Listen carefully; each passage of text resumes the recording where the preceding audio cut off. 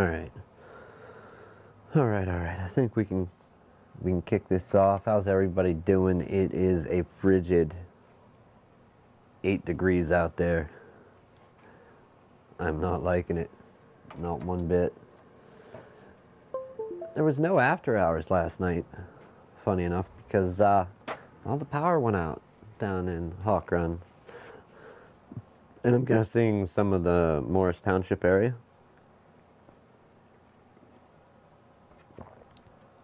I know it's cold out because I have the heater pulled up right beside me. If you can hear that, apologies. What we're going to get into today. You know what?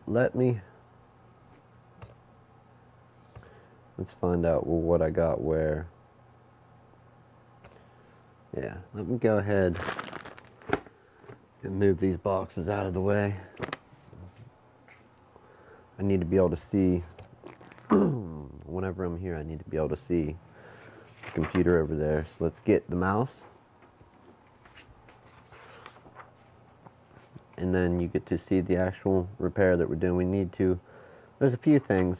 We have literally just opened Windows up. Booted Windows. This is for the first time, so we haven't got any updates yet. And this is if you have just installed Windows. Now, I skipped over this process. I'm going to have to actually record a video doing it. I did get output for the BIOS setup that I wanted to do that. Didn't manage to do that. And then the Windows setup, I did not have it plugged in this computer's secondary, second display port or whatever, plugged into my stream rig to see. I just did it simple, did the Windows setup. So this is coming from a fresh Windows 10 install. And there's a few things we need to do. Most importantly, we need to get Windows activated. Now this window here, I'm going to close it. I'll close all these. You used to, on Windows 7, be able to go down to Start, and you could, hit Start and go up and right-click My Computer and hit Manage. There's a few ways to get to it. You can make it as simple as going here and hitting Control Panel, or typing Control, going to Control Panel. If you want to drop that down, little drop down arrow, go to Small Icons, you can do that, and then go to System. That will get you this window. Another way to get to that window, and to do it in Windows 10, I don't have keys, I'm using my little Logitech keyboard. If you right click Start in Windows 10 and go to System, excuse me, right click Start, go to System in the menu that pops up, you will get this type of window here, and then you can find related settings, System Info, and that will also pull up your control panel window. Now, if you have a full keyboard and you're not using a little Logitech wireless keyboard like I am, this is not a full keyboard. It doesn't have all the keys. I do have a print screen and a scroll lock. I do not, however, have a pause break button on here. No pause break key. So, and if you happen to be in Windows 10 and you don't want to, you got a full keyboard, you can simply hit your Windows key plus pause break, and it will bring up this window that tells you about the activation status. I prefer this window to the new one. I don't know, you get a lot more information and you can go a lot more places. There's more useful links here that I use working on computers versus this window, and you can get to some of the same places within this one. However, yeah. Does it tell? Oh yeah, do change product key or upgrade your edition.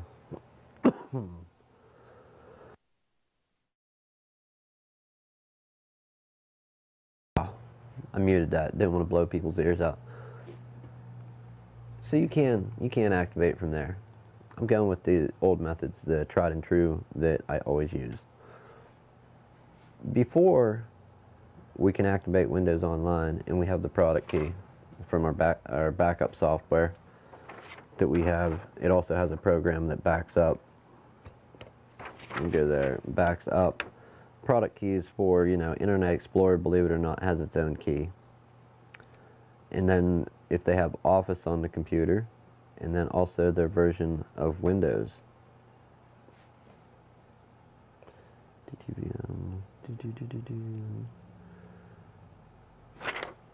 Wow, a lot of good stuff there. Okay, so we need to get Windows onto, Windows activated. Before we can do that, we need to get, as is evidenced right here, if we open up Device Manager, we need to get some drivers. Now, a CD comes with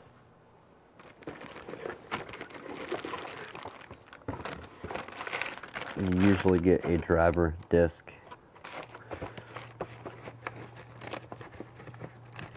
with your new motherboard when you build a new computer, as these people brought a new system, their old one was dead, and you can go ahead and run that in your CD-ROM. What I like to do, and we'll jump over here to my screen real quick, is go to the manufacturer of the motherboard's website. You can go here and get a driver. Now in this case, since we are running Windows 10 64-bit, we could run an older version of the LAN driver and hope it works out. Or we need to know Windows 10 version 1709, version 1803 is also supported here, or is it version 1809? Windows 10 version 1809. Well, let's go on back over to repair, and we will look. Okay, we do see that it's Windows 10. We don't have any actual version listed. What you can do, literally a super quick shortcut to find your Windows version, is hold down the Windows key, hit R, and release both, and type in WinVer if it's not already there. WINVER, no spaces, and it'll pop this little window up for you, and you can indeed see that we are on Windows 10 version 1803. So, Windows 10 version 1803. Let's go back over to, this is a new setup on my Stream Deck and I'm not used to the key layout yet. Windows 10 version 1803, 1809. So this driver would not work with our, it may work. We don't want to risk it since they're saying 1809 is not supported. We don't want to risk it on this one, so we're going to go ahead and download the one that claims it will work with Windows 10 version 1709 or 1803. Once that downloads, we're going to go ahead, transfer it to a USB flash drive, and then bring it over to the computer and get an appropriate version of the Ethernet driver. After that, we're going to go in Device Manager and go ahead and get the rest of the drivers updated and get the system rebooted, get updates going, activate Windows, install Office. These people have a data backup, and I don't know how much you might be able to see. Yeah, you can. We got a fresh data backup we're doing from their old hard drive, so we're going to go ahead and get this data backup going.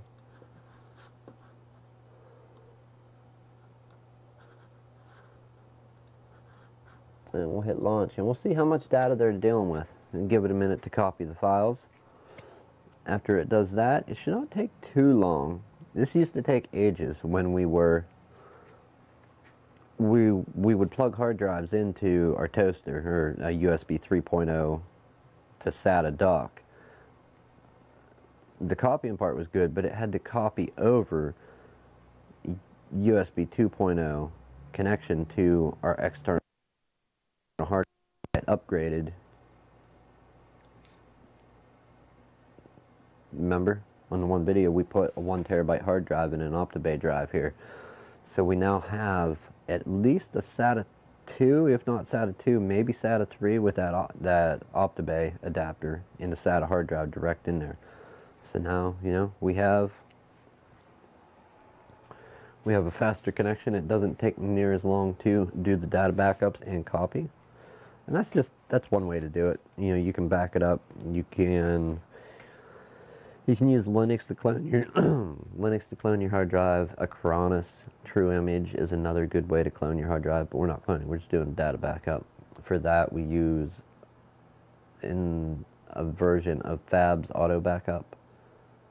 It's the newest version that was out as of November, December 2019, whatever version was out right then. Oh, so let's go ahead. All right, and it is finishing up. It's doing the little scan thing. And we'll hit show in folder, and hopefully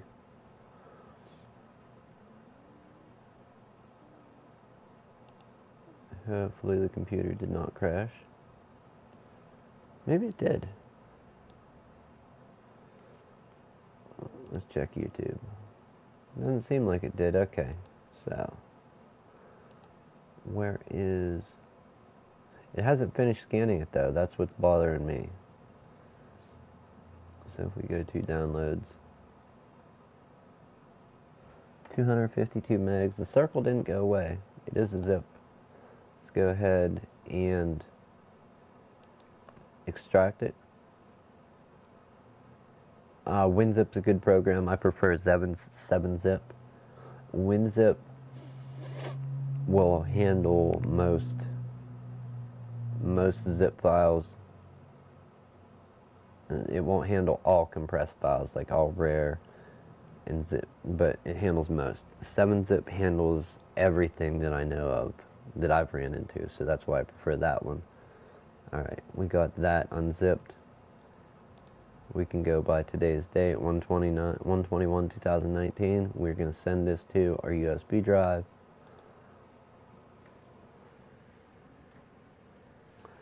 And, you know, this is one way to do a setup. It's not the definitive way. It's just the way I do it.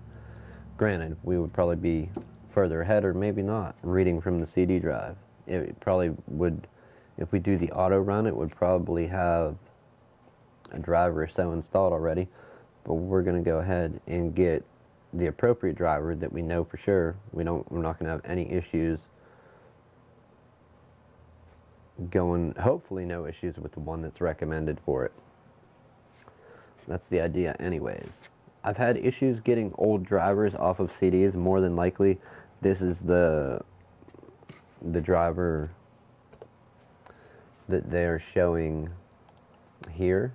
The one on disk is probably version 23 that, you know, came with the motherboard originally on the disk. That's what I'm guessing it is. So we have a slightly newer one.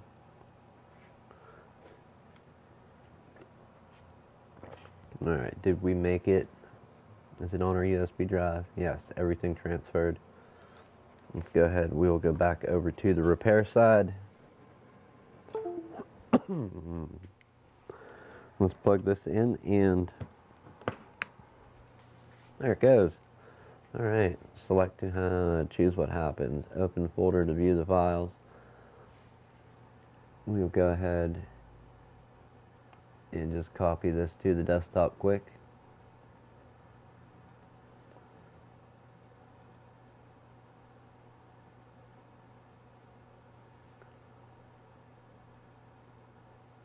Ethernet controller. Let's update the driver, browse the computer. We'll let this copy, finish, and then there it goes. Browse, desktop. Let's see if it finds it. Hopefully, no issues. Cross your fingers. Alright, Windows has successfully updated your driver. You can see we are now connected down here. Yes, we'll allow PCs to see it. Okay, so we have internet now. That being said, we can open up Edge. And there's a few ways that you can do this, get your default programs. One is using Nanite. There are a few other ones that are more, it's more, and I didn't share this out, did I? Come to think of it, let's go do that now. Let's go set up.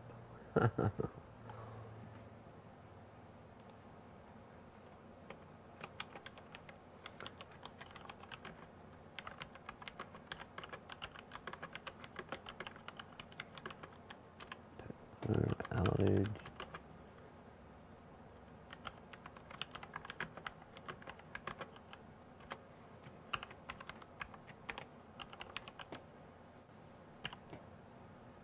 Alright. Sorry people, I didn't mean to not post that out for you. Okay. Posted that out quick. Back to the setup. There's a few ways to get your default programs. You can go to the manufacturer's website or the software publisher's website, like and get Media Player Classic with the K-Lite codec pack, and that pretty much any audio video file you're going to play, you'll be covered with that, or VLC is an alternative. You can go get WinZip or 7-Zip. Go get Evernote if you use that. Any of the Adobe Flash, Air, if you happen to need those on your system, in Java, OpenOffice. Or you can do that from Nanite. Nanite.com is a place to do that. You can also, they make a more hands-on approach to doing it. I think Chocolatey Nougat is a program. It's kind of a command line based. It's kind of like apt-get or a package manager for Linux for anybody that's ever used Linux and you do work in the terminal or in the command prompt in Windows. You do typing. You can install, uninstall packages that way. There's quite a few alternatives. Just simply look up alternatives to Nanite, and that's a way to get it. One way to do stuff, just for the sake of simplicity. We will go to the, I don't want to call it old and deprecated Nanite, but we will go there just so you can see. So instead of going to each manufacturer's website, we can scroll down and pick what we want. We're going to go ahead, we'll throw a few things on here. We should give a business Discord. Okay, just a couple things. Revo is always good to have. That is something for uninstalling pain in the butt software. There's our 7-Zip. Now we do not need to throw OpenOffice on this machine or Foxit Reader, being that most browsers open PDFs. If people want to get into editing PDF files or making their own PDF files, well, I don't know if you can do that with Edge or Chrome yet, but you can go get a program such as Foxit or Adobe Reader. But that should be good for our purposes here. We'll get this. It's going to download a little program. And there it goes. We'll click Save just in case something happens with the download. And we'll have it. After it's done saving, we're going to run it. Always click yes. No, don't always click yes. Click yes appropriately within context, depending on what your computer is asking you to do. Do not just blindly click yes, okay, next, I agree, let's do it, mix it up. You never know what you're getting. Okay, so we will let that setup go. That's some basic programs. Why throw those on now versus later? I don't like Edge. Personal preference. Strictly personal preference. If you're an Edge user, go ahead.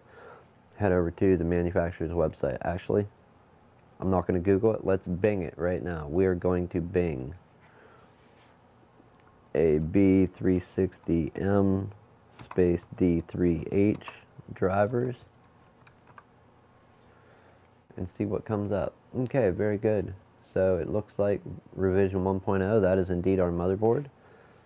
Let's go ahead, scroll back up. Oh. Click on support here. Get our Windows version as soon as it loads.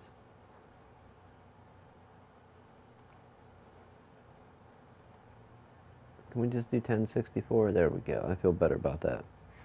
So what we already have the LAN driver, the Ethernet port on your computer, the network card, the NIC card, our internet connection. We have that driver. We're done. We do not need that. So let's go and look at Device Manager on the repair side. Okay, it seems like this list of drivers that we needed got way smaller once we got internet, so Windows may have downloaded some. We need the SM bus controller, a PCI device, and also PCI data acquisition signal processing controller. Whereas if we're not using, oh, wrong computer. If we're not oh, okay.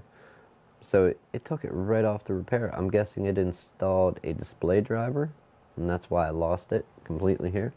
Let's see if we can get that back.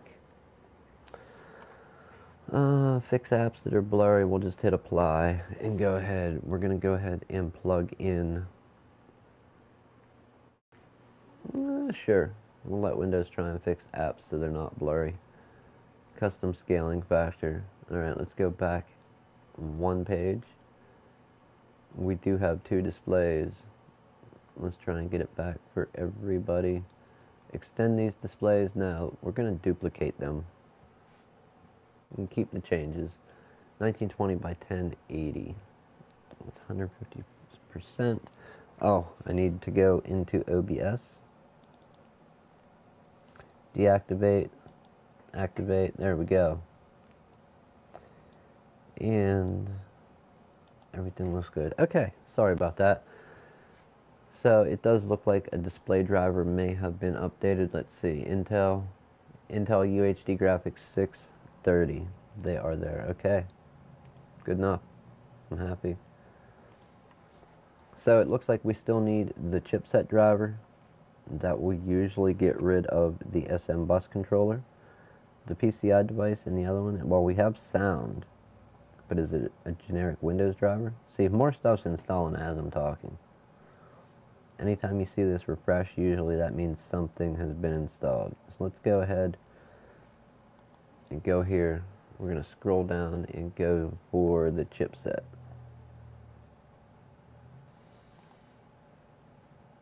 Alright, now we have verified we're on 1803.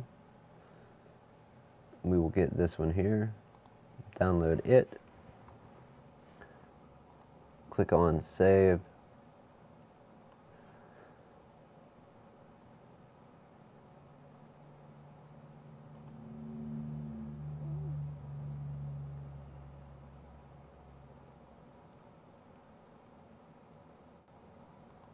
Why get all the 1803 drivers? Well, that's the version of Windows we're on now. If anything happens and we would need to whatever, do a reinstallation, reinstore, we're going to go ahead and put a copy of these drivers on the spare hard drive they will have in their system. Okay. It's serious on our data backup. I didn't catch it as soon as it kicked up, but we are backing up roughly 70 gigs worth of data now. I don't know how much whenever it first came on. So let's go ahead and get a few of our drivers here. We got an audio driver.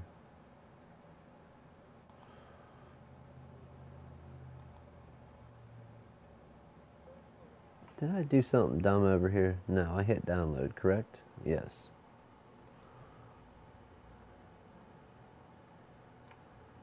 Lamb, SATA RAID, okay. Windows 10, 1803.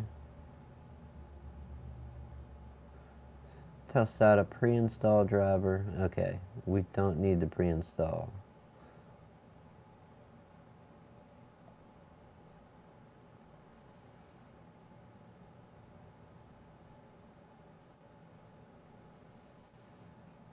we will get the Intel Rapid Storage technology.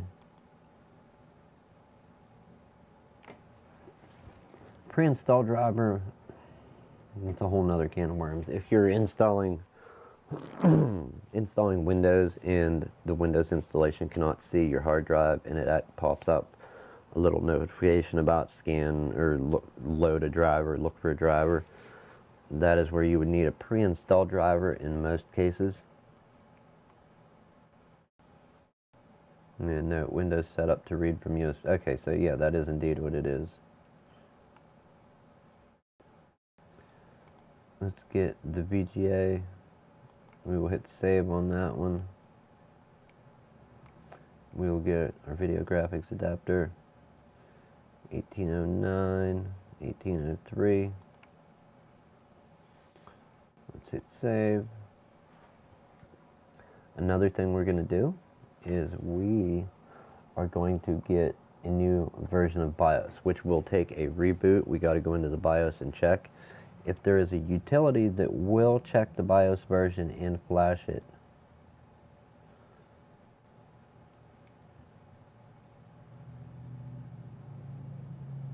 Flash it from within Windows, then we'll check that out. I'm going to go ahead and get the newest version of the BIOS. I don't know if Gigabyte has a Windows-based BIOS flasher. I know MSI does. I believe BioStar does, but I'm not quite sure about Gigabyte. And it's been a while since I set up my Gigabyte board back in 2012. Not much of a manual, nothing about flashing the BIOS in those two little, the one info card and the one installation guide.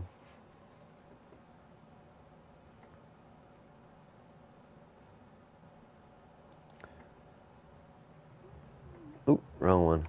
Wrong mouse.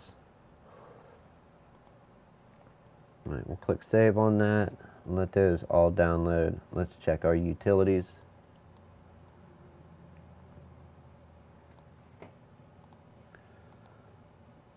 See if we can find a BIOS flash utility.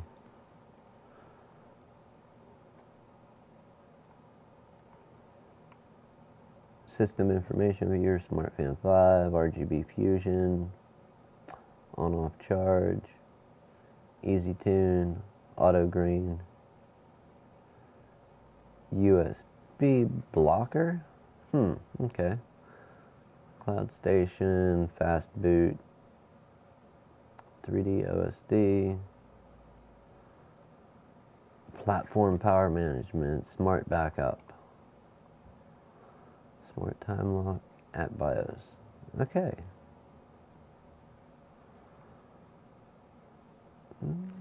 No clue at BIOS. What does it do?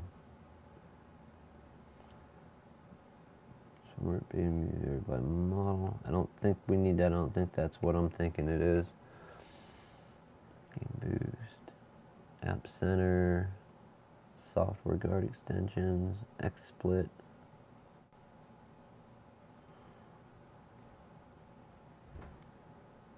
Alright, so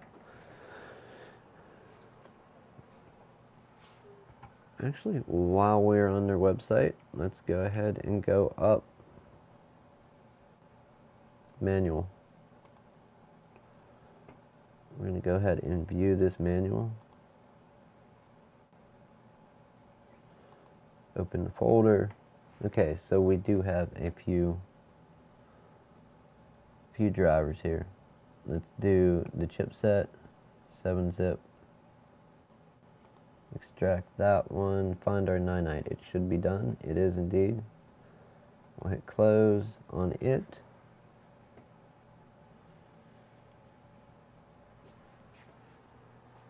What are you yelling at me for?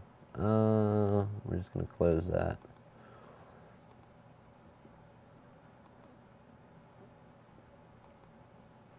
Okay. Updating the BIOS with QFlash utility. Updating the BIOS with @BIOS utility.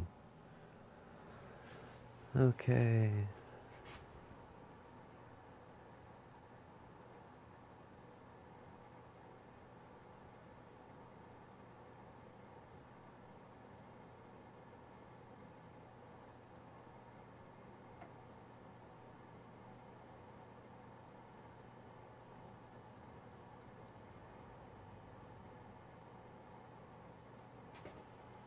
Press the N key to enter Q flash. Okay.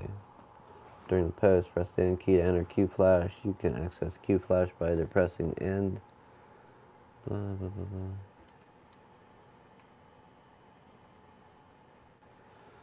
blah. Okay, so that is Q flash updating the BIOS. Yeah, I don't know that I want to do it from within the BIOS. I usually like doing it within Windows at BIOS utility. Okay, so we're going to do it that way. Update from server. So, let's go get that at BIOS utility. Downloads. Utilities at BIOS.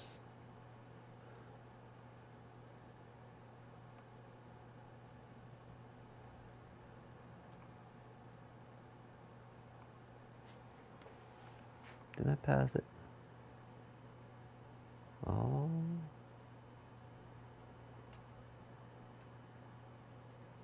Don't fall old Nick off the cliff, boys and girls. Alright. That's just looking too far. My old eyes cannot see that far. I wasn't in the right spot. Okay, that's just the BIOS files if I'm not mistaken. I thought it was in utility.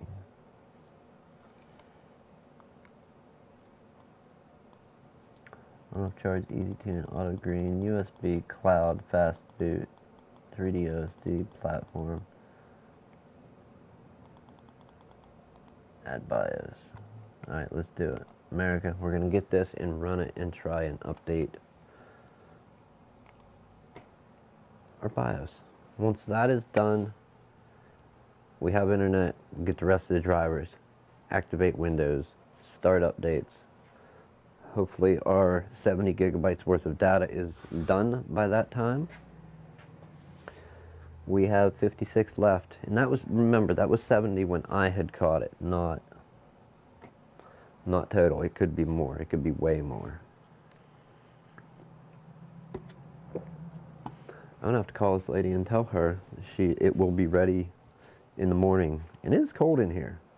8 degrees. Let's check, just for fun, for something completely different. Let's go ahead and check current temperature. Right now, it got temperature, not current. So 7 degrees. So that's 1 degree colder with a high of 12 than earlier. With the wind, feels like -5. I'll attest to that. It is very cold out there today, people. Alright, back to our repair. That's finished downloading. Let's go ahead and open it up.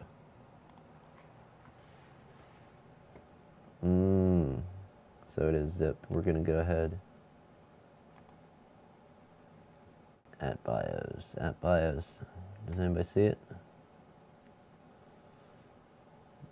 That's the BIOS. The BIOS file utility. Oh, a BIOS utility. Okay. We will extract to.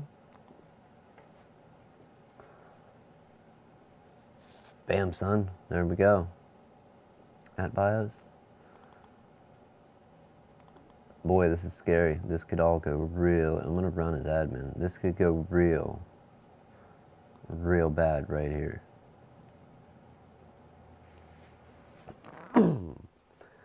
Anybody out there that maybe has done this work or worked on your own computer, tinkered around with it, and you heard from your friend or read online or your tech friend, or you called a place and they're like, try updating the BIOS, and you've done it and bricked your board.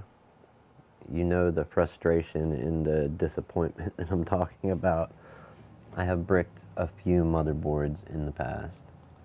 Getting either a wrong BIOS file or the manufacturer says that it's the right one, and indeed it's not. And one specific situation I can think of, I don't know what version of a Dell it is, but it's a Dell, I think it's a Dell Inspiron laptop maybe, and a Vostro.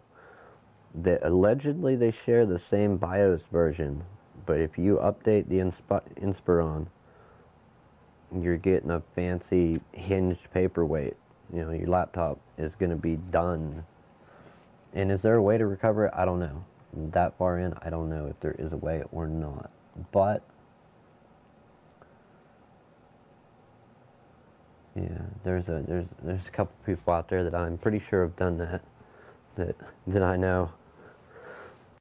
It is not fun when you have something working. You just install something and it is no more. It is done. Very, very frustrating.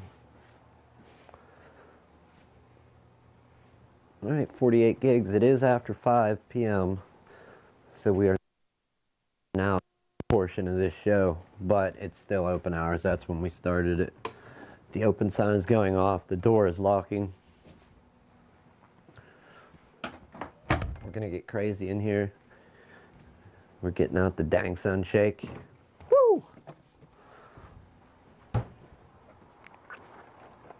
Woo! Dang, that's good. Okay. Where are we at?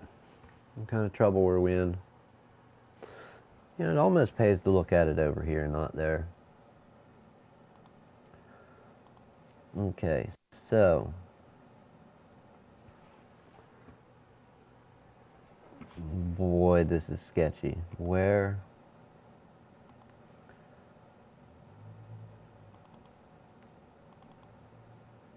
No, I know I did the setup. And I can't see it being there in the way. At BIOS. Alright. Now or never, right? Make or break this system. I really need this to go out the door, so yeah, it is. It is a sketchy dang thing, updating the BIOS. And if you're not sure, call somebody. Get some help. I mean, not that I'd be much help, because I'm never really sure. We're going to go ahead and unzip this BIOS. I'm not sure what this program is looking for. Whether it be, usually they look for this dot whatever file. EFI flash. Okay, so it has its own flash utility there. We're not going to live vicariously today and just use the utility that's right in with the BIOS. We'll try the one that we specifically installed. Flash memory type, memory size, BIOS vendor, current BIOS version. Update from file, update from server. Sure. Yeah, that is pretty neat. If that actually works, let me cancel this and take a moment to say that. Update from server. So we have these different servers where allegedly this program is going to go out, check for the newest version of the BIOS, and then flash it. That would have been nice, you know, 10, 15 years ago. We're going to update from a file. We know the file's here. The internet's not going to go out in the middle of downloading it or anything. It's, where is it? Downloads.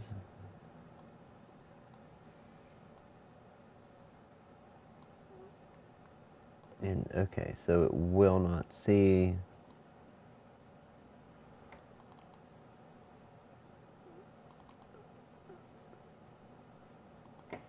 It will not see the zip files. It only sees the ones that have unzipped in the downloads folder. Well, let's hit next. No clue what that means. Face Wizard has potentially. I love this translated from one language to another interpretation, or in this case trying to write in a different language and give meaning in English, because BIOS flashing has potentially potential risks to flash the BIOS. Please do it with caution. Inadequate BIOS flashing may result in system malfunction. You have a fancy paperweight, to say the least. Do you want to update the BIOS? Send it, right? We'll save the current one just for good measure. Users file, and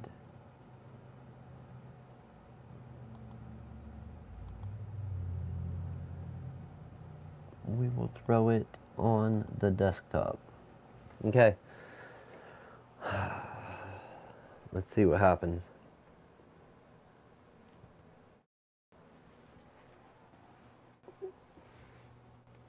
We're down to 40 gigs and counting. Okay, allegedly it's saving. Allegedly saving. I do hope everybody is keeping warm out there. Oh, you know what? Actually, I'm sorry. I will leave that up there. That is the repair. I don't want to build up the suspense, the drama.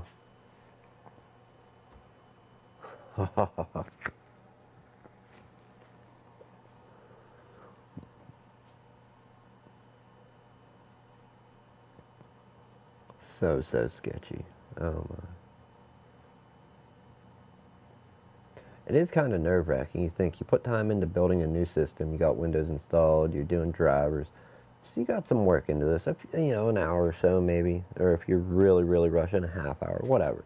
You got some time invested, and then you're doing something that potentially is going to turn your computer into a fancy paperweight. No thanks. Does everybody see it's like verifying's all stuttering around? It's like flashing. It's flashing quick enough that you can't really see the word in between. Erasing and verifying. Whew.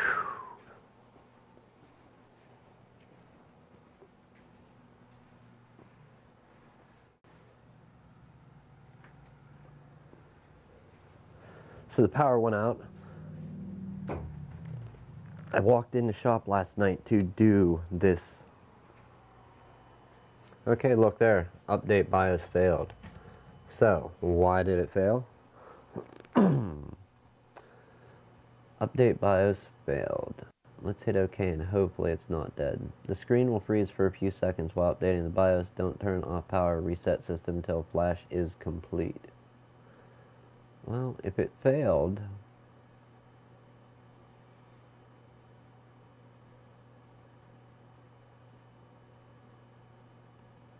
let's have it check the server. I didn't like the file. We'll try it this way. Did I not hit that?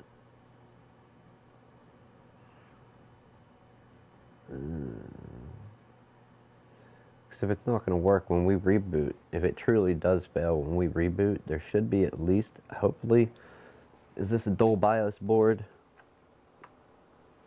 I'm pretty sure it's ultra durable.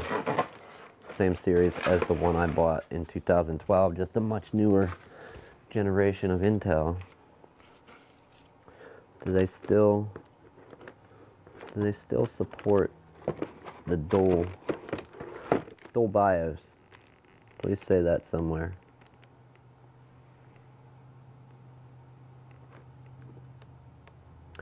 Gigabyte patented dual BIOS design. Perfect. So if the remote server returned an error, can't open data connection. So this BIOS update,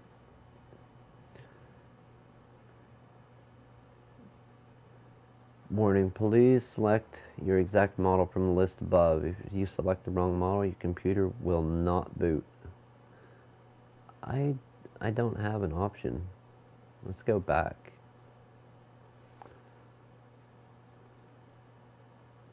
Let's check China instead of the US. We will check China and see. Okay, Intel B360 AMI BIOS version F11. Yes. Next.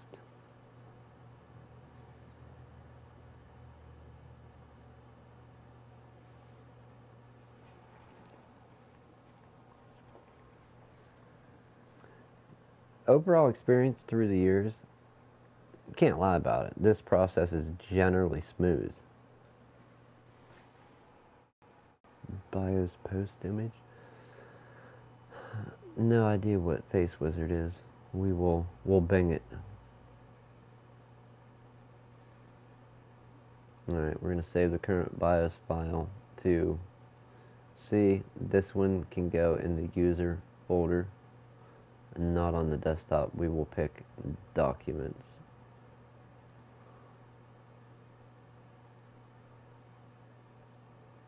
Alright, take two. Fail, not fail. But generally, overall, this process goes smooth. There's just a few standout times throughout the years that it's like, oh no, and that's where you if you're doing this for yourself or as a favor to somebody or doing it for a friend and you end up paperweight, bricking their motherboard paperweight, and that comes out of pocket to fix that, and that's the horrible stuff when that happens. But it's not all bad. It's not all bad fixing these things. I like it. 32 gigs and counting, people. We're getting there. Little by little, we're getting there. Okay. Please wait. Reading. I didn't pay attention the whole time last time, so let's hope this works. That's all I'm saying. I hope it works this time. Let's go to my computer and get rid of the dumb temperature that's been up. We will put the start menu away. We have the stream up. Nice. Do I think an older Mac? Wow, people actually come in the chat. Imagine that. Do I think an older Mac can handle a live stream? Possibly. Did I type that right? Possibly. But there's only one person watching, so that means they left already. Possibly. What model? What model Mac? Yo, Tim. Yo, T. I can't believe people come in the chat. I don't notice. I don't have the sound up on this thing because I'm pretty sure it'll feedback.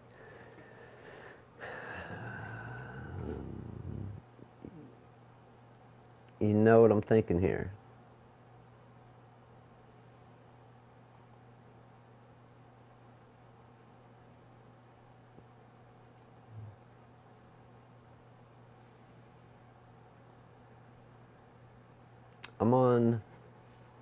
I'm on F6.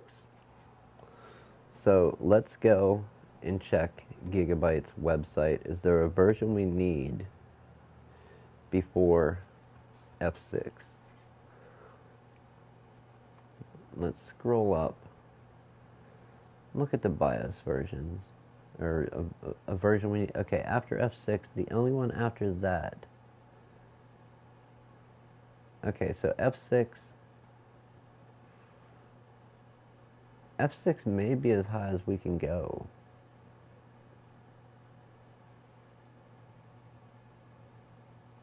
So we're not going to go any lower than F5, according to this. And unless we'd bought this board when it first came out in February of 2018, it looks like, the first release. Yeah, we're not going to be down at F2, F3, F4, F5, F6. But can we go up to F10, F11? Is that why it's failing? Because those are for Intel. That's like Intel 9th gen related stuff? I don't know. Boy, I can't believe people come in. Possibly what model Mac? I should. Nice. Little live stream. Yeah, I think it can. You don't have CT radio. If you're not out there now, which sucks. I mean, if you are, okay. Let me refresh this. I think I had viewers and they dropped because I wasn't talking to them. Is that a possibility? Yeah, we gotta let the watching pick up. Yeah, I saw a number hop up and back down. It went to 2 and back to 1. That's the top chat. So I guess it's just me here in the chat. CT Radio 85. I think you've commented before on one of my things. What I'm really curious. If you come back and watch the stream, let me know what older Mac it is that you have, and can it handle a live stream? I mean, possibly. I don't see why not. How old of a Mac? Are you talking like a G5, a Power Mac G5 tower? That's a dual or a quad core, or maybe a quad core with the water cooling. Yeah, maybe even one of those. Well, that's pretty old. You're gonna be stuck on OS 10, 10.5.8, I think. 10.5.8 is, so that's gonna be back in the Leopard days. And they're up. I don't even know where it's at now. I haven't used Mac for quite a while. Haven't kept up to date with it. Yosemite, El Capitan, and Mavericks, or Mavericks. That's Logan Paul stuff. Maverick was, I think, one of the last versions I had installed for a client here. Get back to me though. Email me. Links are in the description of the video. If you happen to watch this, I'm sorry I did not see you guys in the chat. But I just got to be more diligent. Obviously, I'm not going to babysit the chat 100% of the time. That would be pretty boring. But I do occasionally look, and when I happen to occasionally look, y'all had already left. Okay, so no BIOS for us. No BIOS update. I'm wondering if F6 is the max version that our Core i3-8100 is going to handle. Bootable with Intel 9000 CPU, optimized. Let's see. I'm going to leave it at that. Okay. Basically, we are running a Core i3-8100 Intel 8th generation processor in our build here. Actually, is that one better? That one's better. In our build right here, we're running the Core i3-8100. It's a quad core Core i3.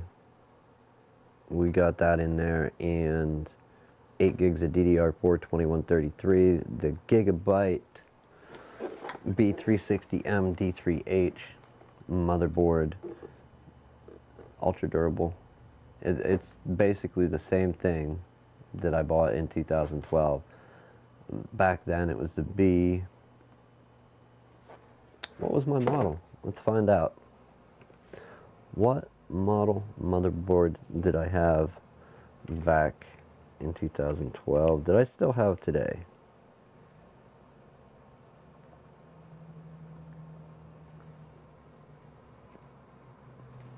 I don't know.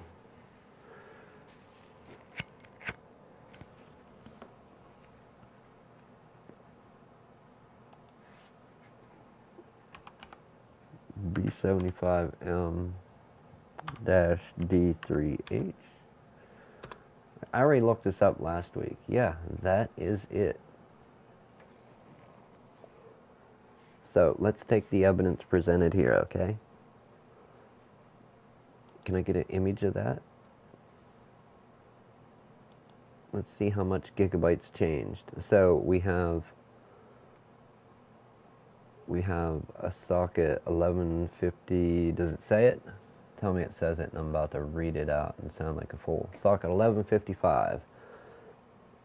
Second gen / third gen Intel. B75M-D3H, and we have here the B360M D3H.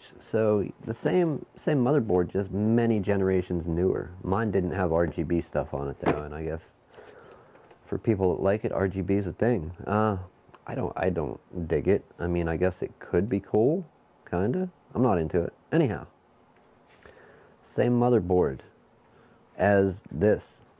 Same motherboard as this one right here. This is my motherboard. And it's the same setup. I'm glad to see that, Gigabyte is holding true all these years. It's like the same series type. They've expanded. Back then they didn't have quite the range of models as they do now. And sad to say, I don't have a Gigabyte motherboard in my stream box. I wish I did. It's an MSI board, which they're okay. I like MSI. But let's get back to our setup. We got much work to do here. All right, so BIOS updating out of the question. Let's get off that train. I wish I had only a repair screen so I could take me off of it for a while. Can we set that up? Wow. Well, let's take a minute and set it up. We're gonna go here and we're gonna add a new source. We're gonna call it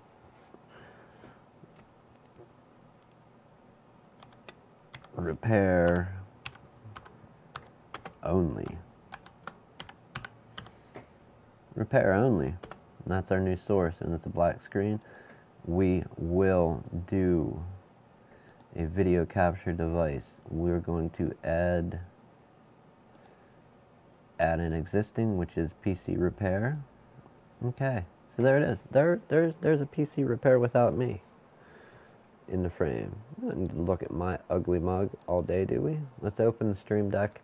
We're gonna add, here I'll show you what I'm doing here. We're gonna open up my Stream Deck back on my computer and we'll add a new scene. This one we're gonna call,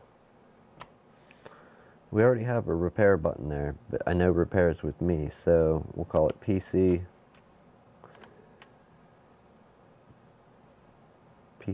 space only is what we will call that. That will be our little tag, just because it drives me crazy. I'm going to change the color. That white text is kind of maddening. We will bold it. Get our Comic Sans font. Why do people hate on Comic Sans? I kind of like it. We're going to bump the size up till it's barely readable. Okay, it's extending off the edges. It's almost back on the edges. That's the biggest we can get it and keep it on the edges. Now, what picture do we want on that? Well, we know when it's active it'll be lit up like that. When it's not active, it will be like that. We're going to go ahead and load the same icon as the repair one, but we're going to do it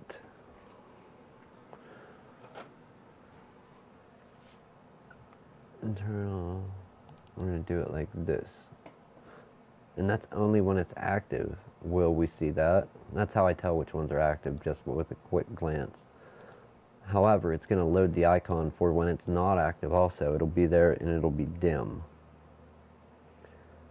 That we don't want. I don't want, because I'll see the nice colorful icon, so we need to reset it to default. There's a quick Stream Deck tutorial for you. Whenever it's active, I'll have a nice colored icon. Not active, it goes back to just the scene. Alright, back to the repair. We have the repair with me, and then it should go to repair. Oh, sorry. We need to set this up properly. The only thing I didn't set was this. So repair only.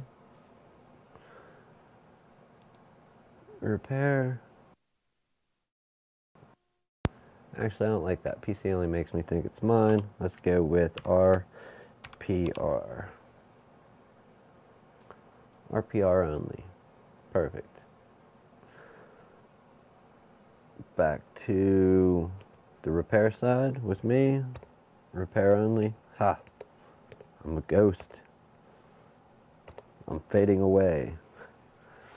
Alright, let's get on with this. Enough goofing about. I guess I'll go back to my computer quick. I'm going to pull YouTube back up. Well, I feel bad. I had guests here and like nobody, like ignoring the heck out of them. Let's cancel. What tabs do we have up? We have the manual. Okay. We'll leave that up for reference. 9.8, you're done. Minimize. At BIOS, you failed miserably. Did we get real stupid with this? I mean, how dumb do we get? Because I don't think we're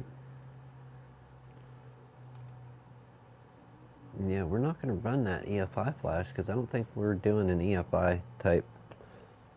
We're not doing an EFI type setup that I know of. That we're in like a legacy CSM MBR type environment. Maybe not. I don't think. No, I didn't do UEFI. So let's go ahead and go back. Check our device manager. Okay, the SM bus controller. Let's do the Intel chipset. We did extract it, we just never installed it. Set it up. Now there's a few ways to do this. You can go in and run the install, the setup file within the driver package folder. You can even go to your device manager. Right click, update driver, browse to the folder and have it actually load. Alright, here's what we're going to do. We're going to restart later. I'm going to hit cancel. Intel SM bus. And that one driver took care of the rest of our drivers there. Our audio inputs and outputs. Camlink Intel display audio. Ooh, if this is echoing, people, I am sorry, but there should be no. Yeah, Camlink, it is ready, but we're going to disable it because it is not essential. We do have the speakers. We want those recording. Perfect. Okay, speakers, and then that. High definition audio device. Let's update the driver. We're going to look and see. Pick a license. So it is generic drivers for the audio. Let's go ahead, go back out, and extract our audio driver from the folder. The Realtek driver 7-zip extract to. Let that unzip.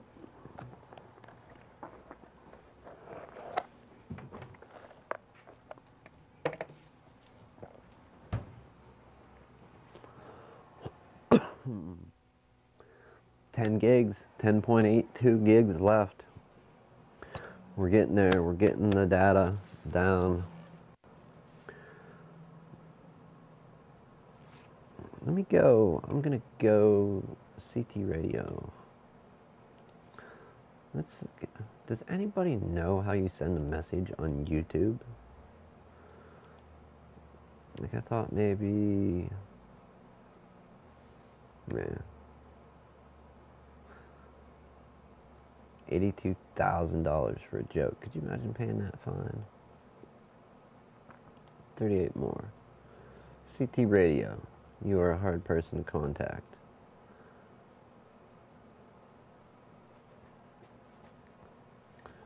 CT.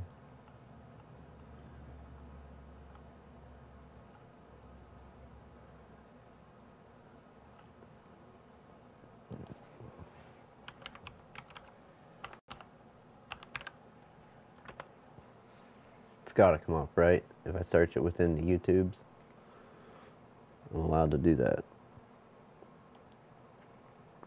Enter. Holy rip, he's up there. He's got some people. This channel doesn't have any content? What do you mean they don't have any content? They don't have no videos? Did you totally rebrand CT Radio 85? You used to have videos. I liked some of them. Is there anything in the about? There's a Google Plus profile. You joined years ago. We need to get you on. The fastest. I am following you, bud. I have been for a while. I don't know. I'm really dumb with YouTube though, so I have no idea how to send a message. I know there used to be a way to do it. However, call me a dummy. I literally do not know how to send a message. Let's check your about here.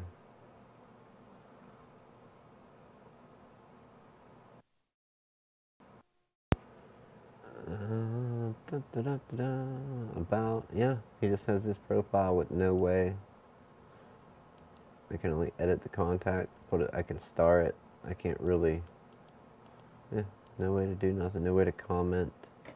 Can I comment on your channel? I'm a subscriber, man. Come back.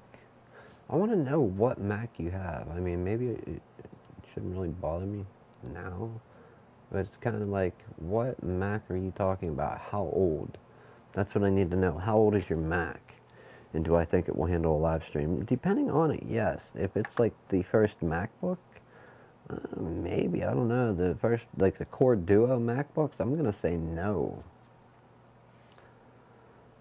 One of the Core Duo Macs will not do your stream. Alright, audio driver extracted. That took a minute. We're going to do the VGA driver as well while we are here. I know in Device Manager the display adapter is up to snuff, but we're going to install the one. Nah, you know what? We'll leave that installed. The rest of this hardware looks good. We need to install Office 2010. Ooh. And you know, it's a dang shame. They upgraded to Windows on this computer. And since it's doing a data backup, 5 gigs left. Once this is done, we have to hop on and look. This product key from the old Windows folder, the one that gets changed to the Windows.old, if it's even still there, depending on when they had upgraded to Windows. Because what had happened here, we have their product keys and stuff on the paper here. We have, like I said, Internet Explorer. We have Microsoft Office Professional 2007. And then they had a newer version of Office 2010 as their product key. So we can go ahead and get Office single image 2010 installed easily. What we can't do is reactivate Windows 10 on new hardware with the old license. I mean, if we had the old license here, we could do it, but we don't. We have you used your Windows 10 license to upgrade for free to Windows 10, and Microsoft assigns, or Windows, I guess, assigns a generic product key to that hardware. And then if it's ever reloaded with its original OS and you want to upgrade again, you don't even have to type in the product key when upgrading or installing Windows on that same hardware that was previously upgraded. You can reinstall Windows 10 and it will automatically activate for you. But the old product key actually died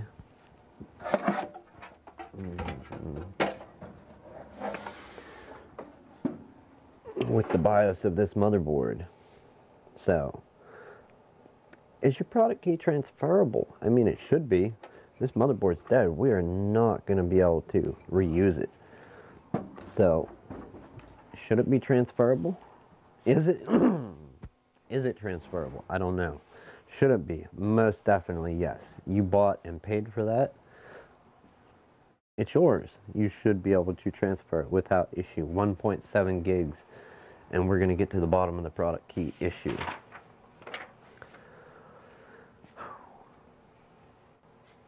In the meantime, a few more audio drivers. What did I say? Or yeah, audio. A few more drivers. Let's install the Realtek audio driver Win64. Go in and run the setup. Unless there is no direct setup. DTS audio. We'll go here and we'll let the program decide if it's 62 or 34. If it's 64 or 32-bit. Speech it right. Boys and girls, don't pull a neck. Do not pull a neck. Alright, let's run over here so y'all can see. Who don't love these Windows 95, 98-esque audio driver install? Like, I remember seeing these back, I'm pretty sure that far. Maybe not 95, 98, Millennium, Windows 2K, Y2, yeah, Y2K. Windows would have been Millennium, right? Win 2K. That's just, it's real old. All right, being that we're at this point, we have a few drivers that want the computer restarted. We're going to go ahead and do that right now, okay? So, no, I will restart my computer later. We will finish that there. And then we're going to go ahead, close out of everything out here. Dang. Okay, well, there's that. Windows is not activated. Well, no kidding. We need to put a key in, man. Are you kidding me? Alright. Beep beep. Our data's done. So let's throw it on KVM side and go look into getting our old product key. Can we get that easily?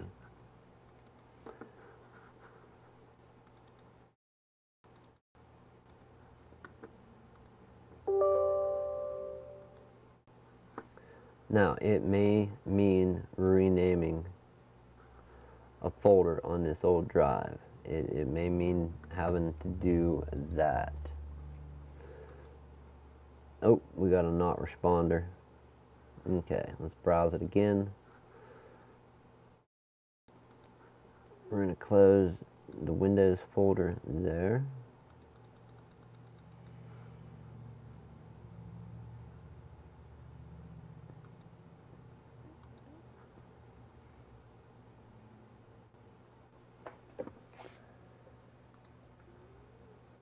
Yeah, no, we don't even have legit access to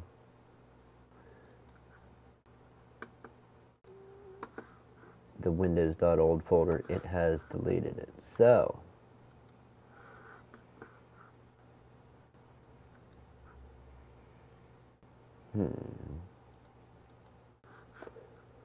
let's close that out.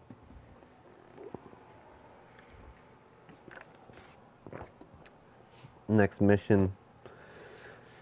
Oh, next mission is we're going to restart. We'll come back in and activate then. So setup, new PC setup is just about done. We're, and if I'm not mistaken, once we got internet, this thing may have been in here checking for updates. It may not have been. No updates available. So it stopped itself from looking because of our internet connection, which we now have one. So all those are going to be initializing and trying to install. We're going to close out of that. Close our control panel window, or our system information window, and click on the nice big reset button. Give this a reboot. I'm going to pull a heater a little closer here. It is cold out there. Let's go for the temp again. We'll jump over here on my computer for the time being. Am I not? Yeah. Okay, so my stuff is breaking. Did my stream die? No. CPU usage is way up. Huh. Okay, that's working. But, okay, it did come up, finally. I was looking at the wrong thing. Oh, people, don't do what I do. Don't do what I do. Current temperature. Right now, it's clear and 5 degrees.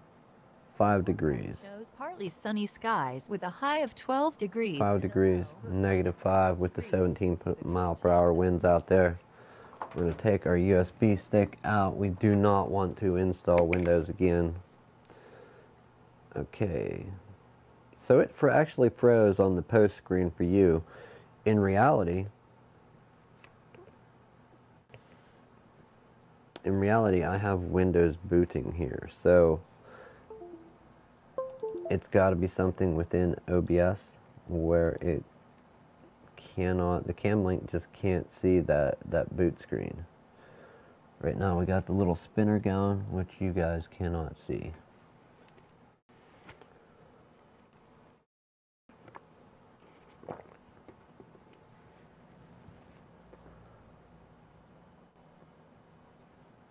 We're waiting on Windows. They're okay, getting Windows ready. Can we activate and let, yes, woo, we're back, okay. Depending on how many reboots, hey, we don't know. Let's find out though. Alright. I'll go ahead and go over to my screen for a moment. Fire this up and put a password in. I know you can't see it, but hey, we'll go ahead and do that again. I think we need a different resolution. That does not look like, I could be completely off base and wrong, but it just does not resemble 1080, but it says it is. Oh, the scale factor has it goofy. Okay. So this PC is wearing a set of goofy boots. That's why everything looks big. Yeah, 1080 res. Alright, let's let updates go. More than one of, I don't know if they're going to complain the updates. We do need to activate Windows. What did this thing come with of theirs? Did it come with, was it a 7 machine or an 8? Because we may be blessed. If it has its product key on it, we may be in luck.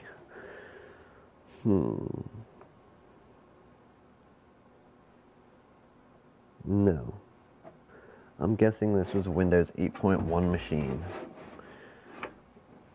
So there's going to be no way to get that's a lost product key, which in my opinion is a waste. That motherboard's going to the dump, to the recycling center, you know. That motherboard is done, and this, I know I talk about this a lot, and I'm sorry people for repeating myself, okay, but let's slide this new build over this way a little and clear some room on the bench. Alright, we're going to talk about this for a moment.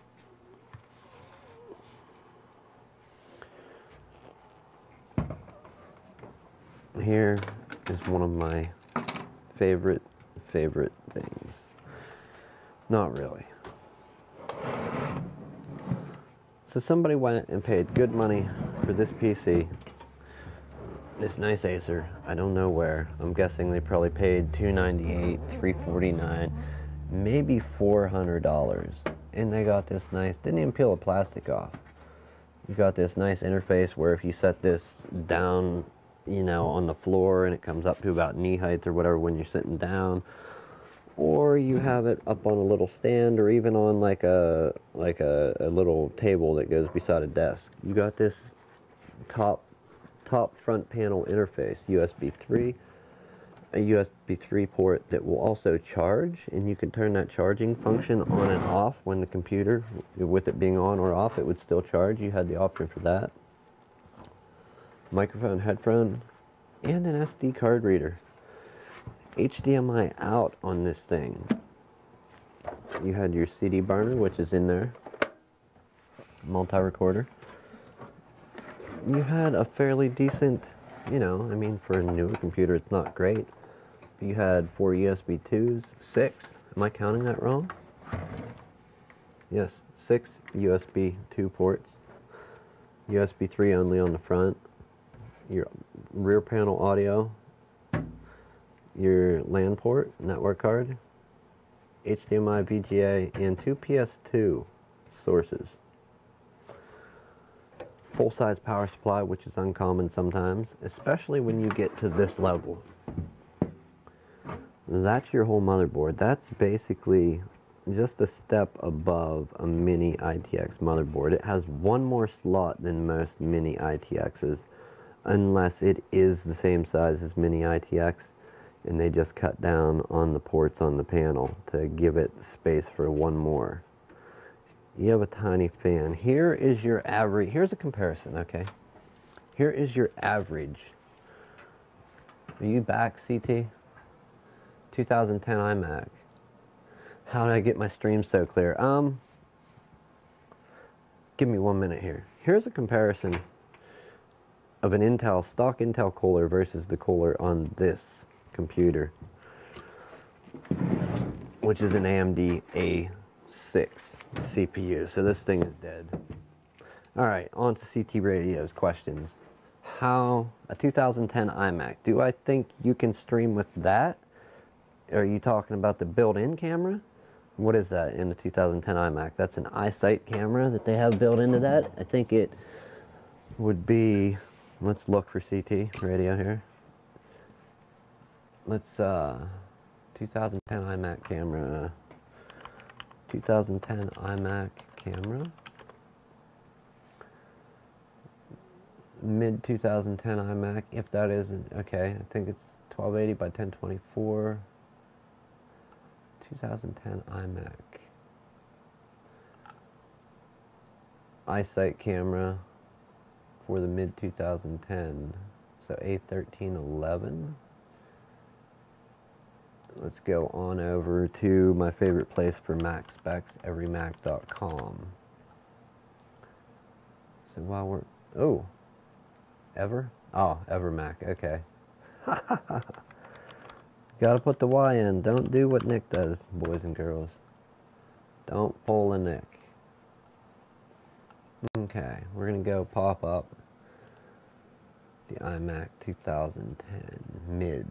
I guess it would be. So he's not running the old, you know, the G3s, the 4s, the 5s. He's even out of the white Intel iMacs into the aluminum ones. And I don't think it's a super skinny one. I think it's one of the, maybe one of the slightly thicker ones. Where does my list begin? Do I have to go to the top to get that?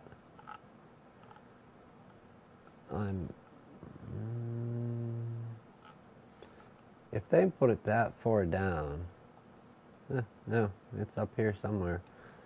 Okay, 2007 to 2012 iMac. So I really can't see it unless I, wow, they used to have, okay, never mind, I'm dumb. It's on this page. iMac 2010. So there's a couple models from 2010. Let's see what he says here. What size iMac is that? He's using, oh, a C920, okay. You're using a C920, definitely not Wi-Fi. Hardwire it to your router modem. Definitely hardwire it, and that will help you get a clearer stream. Which iMac do you have? We'll take a look at this. Is it the 20? Is it the 21.5 inch or the 27 inch?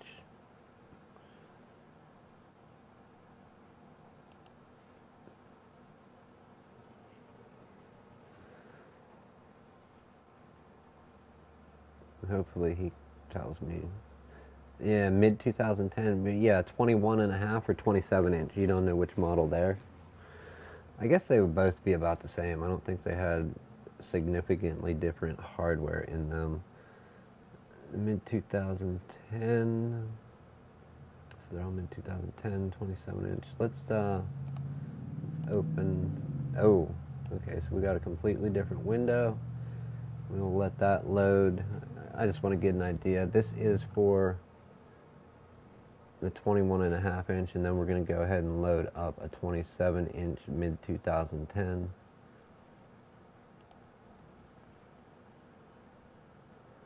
I believe they're both, if I'm not mistaken, going to have, oh no, okay, so one has Radeon HD 5670 with the 27 inch, and then where did my window go? And there it is. What are the graphics in this thing? 5670. So roughly, oh no, they're the same graphics. Okay. let's go back to the live dashboard. 21.5 inch and i3 inside of it. Okay, so 21.5 i3. Just, it's on the graphics hardware is going to be one of your things. If you can separate your stream, your streaming with OBS, if that's what he is indeed using. 21.5 inch mid 2010. And just make sure we'll go to the i3 one. Okay, Radeon HD 4670 with 256 megs.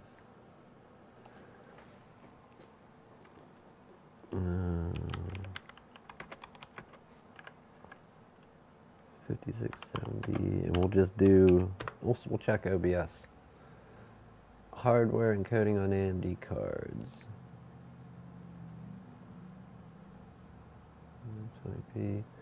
One way, just offhand or knowledge, and I'm not real great. Okay, yeah, I'm not real great with OBS, but and actually we'll pull it up and show you. One way you want to do it is go into your settings. Oh boy, how are we going to do this? You know what? We got to deal with the infinity view because we're going to pull it over to my main display, and we'll pull up my LCD, which makes it look goofy. We're going to go to our settings, and I can't actually adjust some of them. However, on your video, yeah, it's actually not going to let us mess with any of the settings, but we can at least see it here. On your output tab, by default it's set up to use your CPU, and there's some different settings down here that you'll have, like a slow, maybe ultra slow, something between slow and medium, normal, and then on up all the way up to ultra fast. And basically what that's doing, depending what setting you have it on, you either use more or less of your CPU. Now I do know for your encoder you can either have it use the CPU or your graphics card if you have an NVIDIA graphics card, which in your iMac you have an ATI card, an old ATI Radeon. Now it may give you another option up here for an encoder other than CPU, so you're going to want to check that, and then whatever your native resolution is you're running at, like if you, I forget what that runs at, we were just looking, native res on those, 688, 256, all this info. 256K, 4 gigs, standard RAM, 1920 by 1080 on that screen. Okay, so your OBS is going to be laid out, you know, if you're running native res, it'll be 1920 by 1080. What you would want to do is rescale your output to 720, do a constant bit rate, and I'm pretty sure your card's not going to handle it. Don't use VBR or the other one, use CBR, do a constant bit rate, and I think with about 2500 to 3000, that's an older card, so it may not handle it. I keep mine at 6 for the specific reason, 6000 for the bit rate, because with the hardware I have I could do more. However, Twitch, the max that Twitch will accept is 6,000, I believe, unless they've and I don't even stream to Twitch currently, but if I ever decide to or go with it, when I looked into it a couple months back, 6,000 was the maximum for the bit rate that you could stream to Twitch. The keyframe interval, I have it set to 2 on mine, and that is because the podcast I do every Sunday with my awesome co-host Tim and Aaron, or co-host, we do it Sundays, usually around 2 to 3 p.m.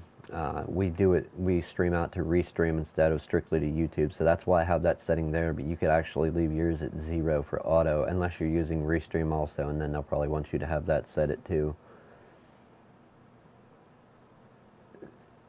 As far as using the NVE NC, or is it HC, NC, NVE NC or codec with my NVIDIA card, and they may have something similar with ATI. I don't know. I haven't had an ATI card or ATI or AMD card for a while. These settings are what the default are. The 2-pass encoding is checked. GPU is 0 and B frames is set to 2. That's one setting. My output I have it the same, 1920 by 1080. I don't what did I call that? I don't rescale the output to a different size. We used to when I was using only the CPU. And I don't know how we pulled off those many streams for so long. When I first upgraded to the 1050 Ti card, and I think it was because the graphics card was pulling so much system memory away from the CPU that's why my stream crashed and I had to go in and redo the settings. Other than that, that's pretty much it. Another part of the stream, getting it clear, and I don't think I changed anything. I'm just going to hit OK. Another thing that I do, and I don't know if it's even worked yet, is and you see my display here, there is this program. It's Logitech G Hub, and hopefully it don't pull the camera away from the stream. It may even load. Logitech Gaming Hub. Yeah, it doesn't even want to load, but it sees my cameras that I have set up. You can actually click on the camera, and I have a new camera mode set up, but under the actual settings of the camera, I did have it checked to disable this camera in G Hub, and that gave more settings to OBS. However, I unchecked it because I'm kind of relying on this program to when in OBS, so I don't have to go in each time. Like, let me pull up a camera.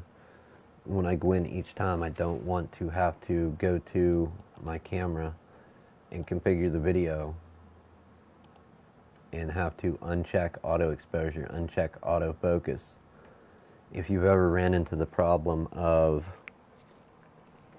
having to change these settings with your C920 every time within OBS, installing that Logitech G Hub program, wherever it went to, I think I closed it, having that installed and having the appropriate settings and profiles selected within it will kind of retain your settings within OBS, and you won't have to keep unchecking and setting your exposure each time for OBS. That's what I did recently when upgrading. Pretty awesome. It lets us do, as far as I don't use it for this show. It's pretty cool that we can send it out to my YouTube, the YouTube for the actual podcast, because there's a separate channel there. We're trying to grow that, and then also we send stuff out to Facebook. So the Facebook page for the actual podcast.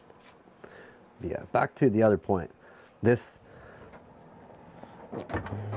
is, and I'm not saying people don't go buy computers at a big box store. You can. Did I crash I think I did crash it. Did I crash my stream? Or did I just not? Where is my camera? Deactivate, activate, come back. There it is, okay. The Hero 3 giving us trouble, as always.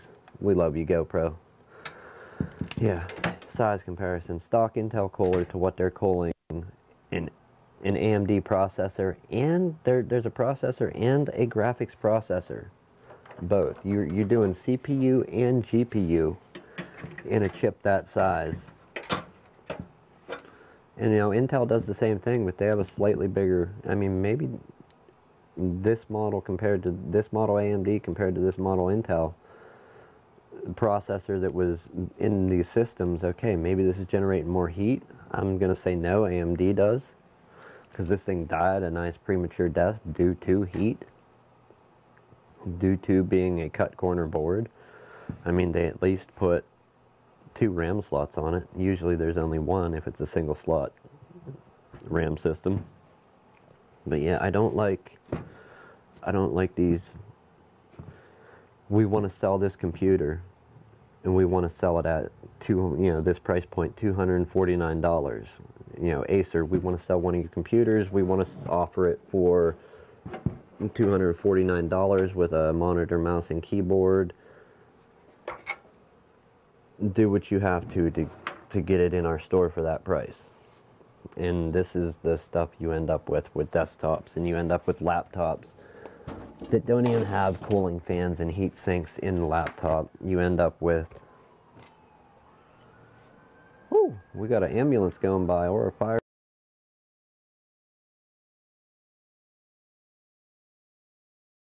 A processor that has a piece of aluminum screwed down over it for a heat sink with no fan, no active cooling, passive only.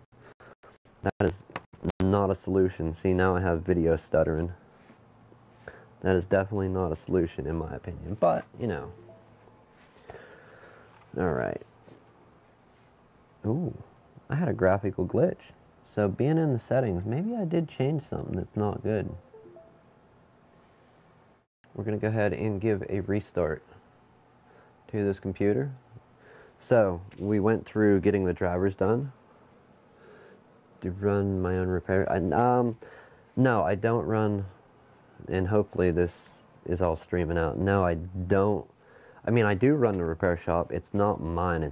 It's actually my friend's, and I help him out to have a space to do this stuff and try and, I want to help people learn to do this, and I also have the space to do the podcast, do the live stream. So it's kind of like, hey, I'll help you do this, you can help me do this, And I met Dave, the owner, back in the mid-90s. So, yeah, good dude, solid dude. We don't have Dave's wall up on the website yet, but I am working on it. It will be up soon. I encourage you to go check that out. Dave's wall is going to be, a wall in, just like one of the pages on antisocialexperience.com for, tribute to my friend for being so helpful, being such a great dude, letting us use his space to do our stuff. And it's going to be the initial people on Dave's wall were all the people signed up for the Discord or audio subscribers, if we can actually get an accurate list of them. That's what we want to put the people there, But we're calling it Dave's wall to tribute to him. And it's going to be like the first batch of people that are audio listeners signed up, listening, subscribers. At some point, Discord will not be free. But yeah, no, definitely, it's not my repair shop, but I do a lot of stuff here. I don't do everything. I'm not the business side. I'm not the tax man. Dave does a lot of the road calls whenever I'm in here. And occasionally I get to go out on road calls because we get into some real crazy technical stuff sometimes. People tell me to start my own repair shop, but you know what? I don't want to do... There's 2 main reasons. One of them I could get around. I could always, have my wife or hire somebody to work and do the business side of it, do the taxes, do the paperwork. And that's not a problem. The problem getting around is I have an awesome friend. I don't want to compete against him. So if I ever moved to another area, yeah, then maybe I would do my own shop. But here, no, not a chance. I value, even at financial gain, even considering that and bettering life, I mean, you got to do what you got to do, but still, I would value a friendship, like a good friendship, always over, yeah, and we froze on it again. I got to switch off. So it did. I would value that friendship more so than doing my own thing. Even though people say you're nuts for doing that. Yeah, I agree. Pretty freaking nuts, but let's pop over here real quick. Did that switch in OBS? Yes, it did. Okay, we'll go over there, and then I can do MP. Oh, I gotta remember this password now. MP. Boom, I think we got it. Okay, let's go back to the repair. So, let's cover what we did again. Yeah, and just a quick recap. Check out your streaming settings. That's one thing. Get a strong stream signal if I use a 100-foot Ethernet cable. Yes, as long as it's a quality cable, I would recommend no less than Cat 5e for your cable. Definitely Cat 5e on the cable, and if you can, get Cat 6e just because, or Cat 6, I don't know if it's Cat 6e. Do I have a bare end cable here real quick? I sure do, somewhere.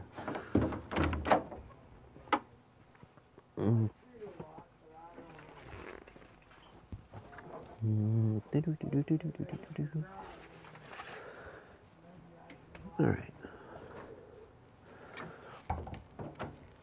Yeah, nope, no bare ends. Alright, no cables with the ends chopped on them right now. And I don't know where my box is. How do we do this? Answer his question. Cat 6 would be better. Cat 5 verse Cat 6. And we'll Google this. We're not going to Bing this one and pull images up. Hopefully they show us side by side. Okay, Cat 5e. All your wires are bundled up, twisted together. All your wires are bundled up, twisted together in their color pairs. Your white, brown, brown, white, blue, blue, white, green, green, white, orange, orange. They're the same in Cat 6. However, they have this divider. It's kind of like a plus sign. It extends the whole way through the tube. So it's like a, kind of like a cross, not a cross, like an X. And it separates those wires the whole way through the insulation, or the outside shielding. It keeps the colors apart so they're not wrapped and twisted. The color pairs aren't wrapped and twisted around each other. So that's why I would say use Cat 6 over Cat 5e. But if all you can get is Cat 5e, yeah, 100-foot cable. As long as you don't have any pesky cats or animals, dogs, cats. I guess the fish isn't going to chew on your Ethernet cable. That'd be pretty silly. But yeah, as long as they're not chewing on it, it's not at a point where people are going to be walking over it all the time, like under a throw rug, under a doorway, try and route it up over doors, out of the way so you're not getting any foot traffic on it. And 100 foot would be good. The only time when you would need to, what's it called? The only time when you would need to use like something like any type of device to repeat your signal on that Ethernet cable to boost it again, like a booster or anything, would be, I think 300 foot is the drop off on Ethernet cable. Just we'll go back to a quick Google search. This is off memory. I haven't done a whole lot of networking. Max.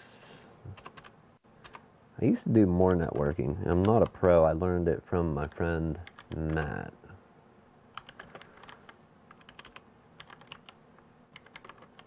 And the brand, as far as a brand, I think it's 300 foot. So 100 meters, yeah, roughly 328 feet. That's where Cat 5 cable, so that's your max length for Cat 5. Cat 6 may change, I don't know. But if you're only going 100 feet, that's not going to hurt you. Just like I said, make sure cats love chewing on cables, swatting at them with their claws, and if they're you're going to get crosstalk between your wires. Possibly broken wire if a puppy or a dog snagging that wire up and chomping on it here and there. As far as a brand, let me go over here. Not really. I mean, here's what we've been using for a little bit, and between a couple different places, I've seen many different colored boxes, and then I think this is it's just made to a specific standard. Generally, when you get Ethernet cable, this is unshielded network cable, 1,000 foot of it, and you can get shielded, I believe. I don't think you're going to need it in your situation.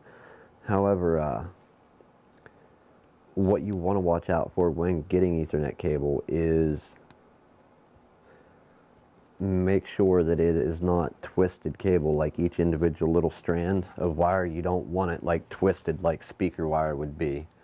You want it to be solid, like solid core wire, not twisted like speaker wire. When you peel the insulation off speaker wire, you definitely don't want twisted wire. In some Ethernet cables, usually the Ethernet cables that you get from internet service providers, Verizon, and even some, I think, from Comcast, when you get these little short 3-footers that come with your real stock modem, that's when you're going to get usually that twisted wire. This actually, it looks like solid core wire. Just I'm looking through an Ethernet RJ45 end here, trying to see, and you can't really tell because you got plastic in the way. But more not often than not, when you get when you get a Ethernet cable that bends real easy, not, I mean, this one has some rigidity to it, but the ones that bend super easy, or they feel really light, for, you know, even for a 3-foot cable, you can tell when it feels super light. Those are the ones that have twisted wire in it, and they're just very cheaply made. And they're harder and harder to come by these days because of the industry standards changing. But no, there's no in particular brand, just as long as it's solid core wire, not twisted wire, whenever you do it. Hi, Cortana. How are you? Oh, so we're going to go ahead. Some of this stuff these people are not going to use 100%. Image burn, it's a cool company. It's there if they ever need to burn a CD. Revo is more of a thing that I install for us when we do remote support with this app here, TeamViewer. And I often rename that to the shop's name with the words "help me" after it. So I'm like, look, it's a pretty obvious icon. Whenever you need help, call us, and then click that. We can hop on for, you know, any solutions that are not like a couple minutes or a minute. We don't do remote. We do those, we drive out. But something simple like help, whatever, my internet's not working or browser's not loading, yeah. We're going to delete those. That BIOS, I know that's one we backed up, but the computer has already rebooted. Here's our LAN driver. We still need to activate Windows and get the rest of the updates. Install Office 2010 single image. Sure, we're going to install those. And let me check for my Office single image. I don't know that I'm going to have it here.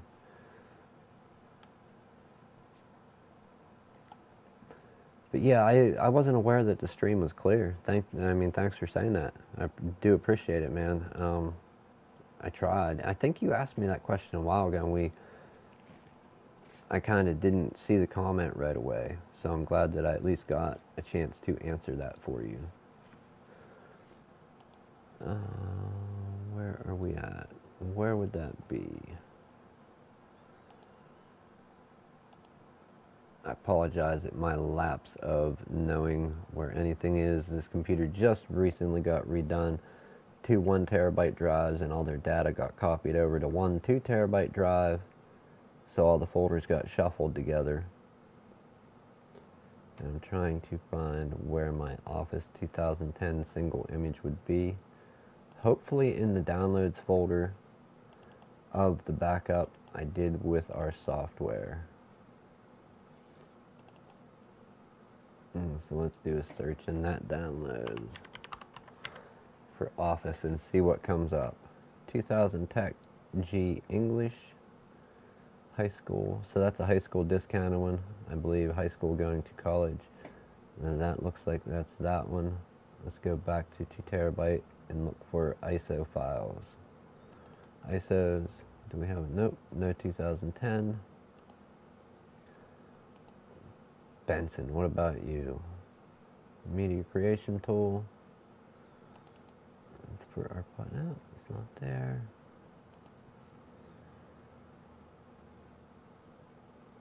It's funny. Benson died. Benson was our server. So I pulled his hard drive back. Benson was the storage drive, an NTFS formatted drive, a Samba share on our Linux server, but Benson died, so Benson's 1 terabyte drive joined my computer after his untimely demise.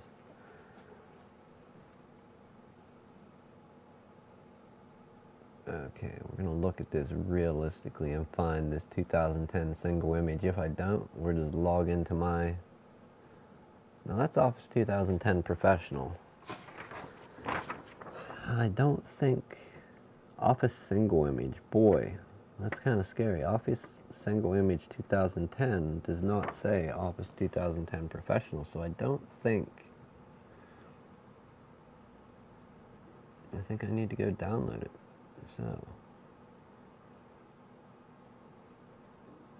PhD, 7HP64, Super Monkey Ball, great game. I play that on the Wii. It is a GameCube game, but it works great on the Wii.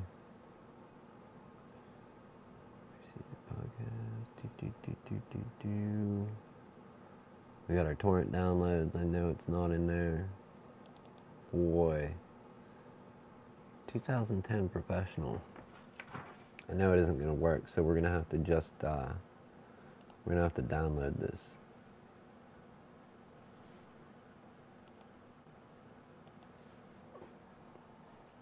I wonder if this still works. I had a little thing set up. It should say Office, and it takes me right to a link. Hopefully. Okay, so we're going to sign in. Oh, that's the bosses. We got to go to another one. Let's, we'll go over here real quick. I don't want to dox myself with my own email online. I mean, I think I have this one listed, but in case I don't.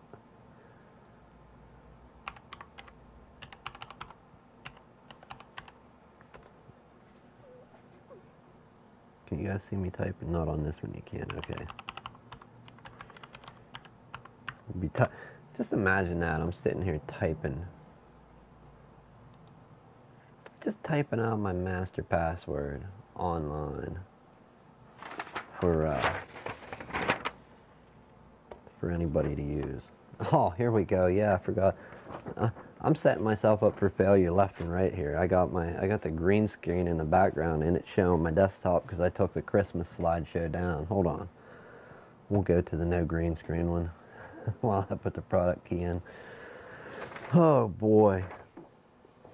Yeah, I'm gonna bury myself.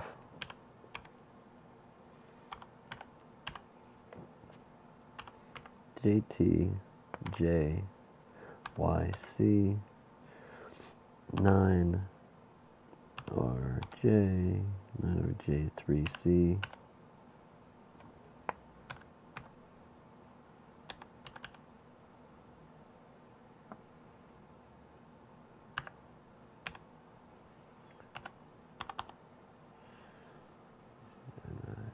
Country or region. Can I put something like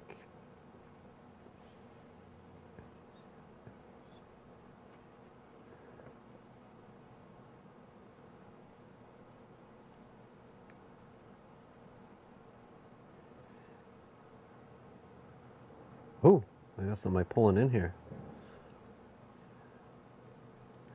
Okay. No, my product key is not for Office 2009 or Office 365. Oh, I have to go redeem it from another website. So my old Office link does not work. All right, let me go ahead and type in the product key again. These 5-digit times 5, so 25-digit product keys. Yeah. Oh boy. Okay, let's try this all over again, people.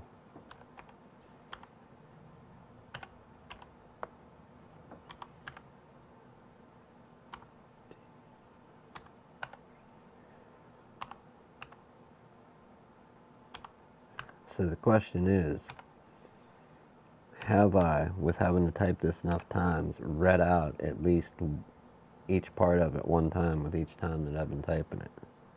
That's the question you guys want to figure out, because I believe I have not read it out aloud, but at least whispered it. Okay, let's verify it. They're validating my request. I love Windows and their wording. It may take several minutes, just like the thumbnail for today's live stream. It may take several minutes. Okay, I dig it. It may take several minutes. Do not refresh the page or select back. Doing so will cancel the request. We'll put this up. We're going to go ahead and get the download going on my PC over here. Input it, and I just threw that product key up for, I guess, the world. Hey, if it gets pirated, I'll know that YouTube did it. Where's us? English. Confirm. Alright. Links valid. 64-bit download. And this...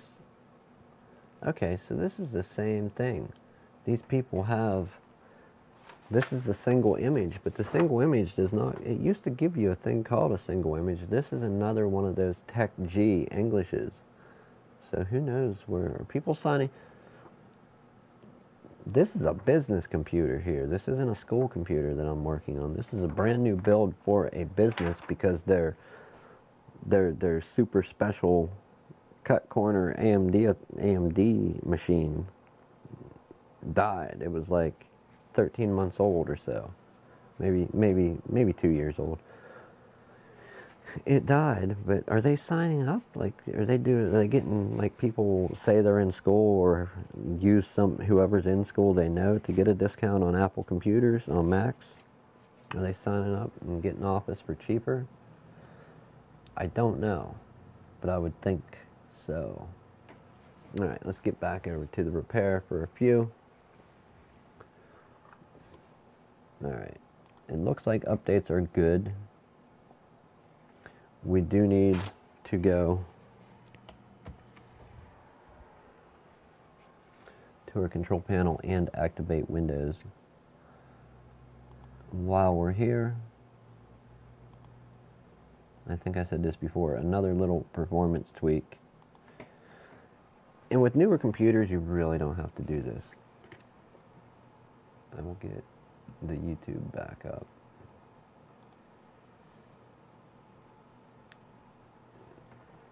I am going to, system protection within control panel, advanced. You can turn stuff off in performance.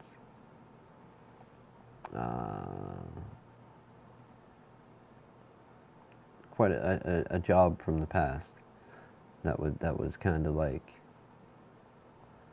or not a job, a computer. Computers, like computers from the past, older computers.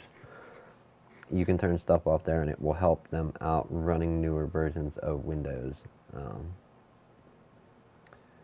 But if you're going to set up your restore points, this is where you would do it. So in control panel, same tab, system protection. Boom, we're on system protection tab.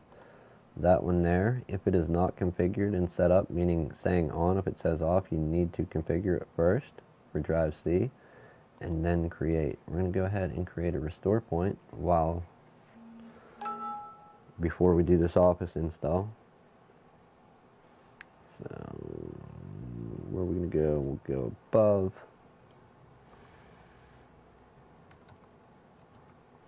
What year is it? It's is it the 21st, people? 21, I think so. Okay, so let's hit the OK button. Does it not work that far away? There it goes. Create.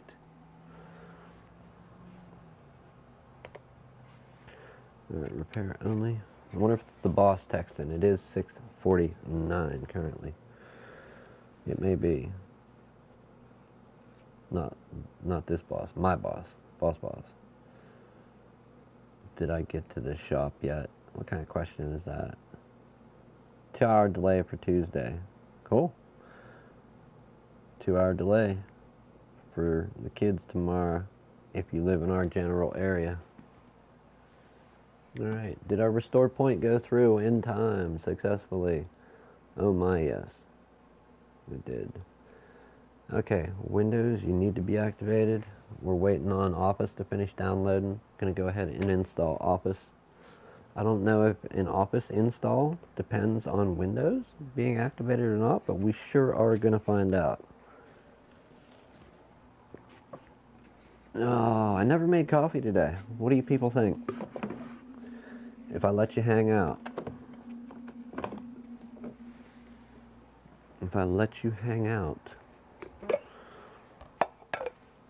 Where can I let you hang out? If I put you right up here. Okay, right there.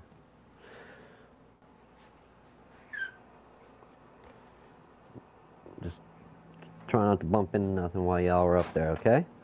I mean, that's fair, right? That's fair. Oh, I don't want to dump this coffee in the garbage. Okay, I about did that. I about dumped a pot of coffee in my garbage.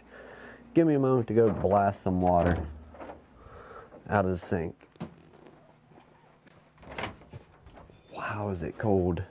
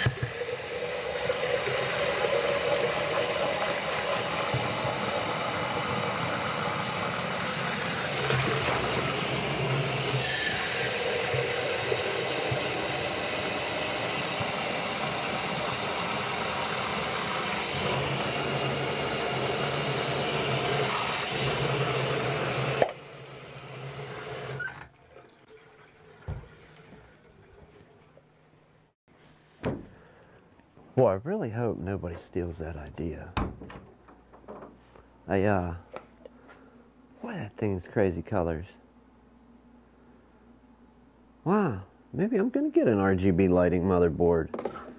I thought it had to always be RGB, so you can have whatever colors on different. Ooh, I'm liking it already. And actually, I didn't mention this earlier. And I didn't think of it earlier. I thought of it now. Actually, one of the other hosts of the Antisocial Experience he did comment. He called me a honky, so I stabbed him. No, I didn't really stab him. But that's just like Tom Segura's joke goes in his one special. I think it's Disgraceful was the special. He's talking about, he's like, those are the people you want to run from. Get out of Dodge. Alright. Can't do it, man. I tried having 1 cup of coffee at work today. And it did not happen. What is that? Is that a beer? Oh, okay. It is a beer. It's a root beer. I'm like, well, alright. We're getting our drink on down here. It's a root beer. Too bad, you know what? I don't dig A&W root beer that much, or I probably would drink that. Is it good? I think I've had, what's the one with the bulldog? Pug? Is it Pug root beer? Or whatever? Yeah, that one is the one that... I'm not even counting these scoops of coffee. It's probably like 6. This is a double pot with a single pot's worth of water. Alright, coffee is brouhahaing. I couldn't do it. 1 cup of coffee today. Did not work out for work.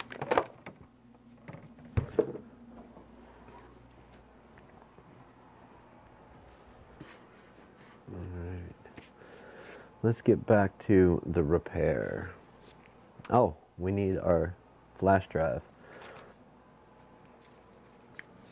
10x64.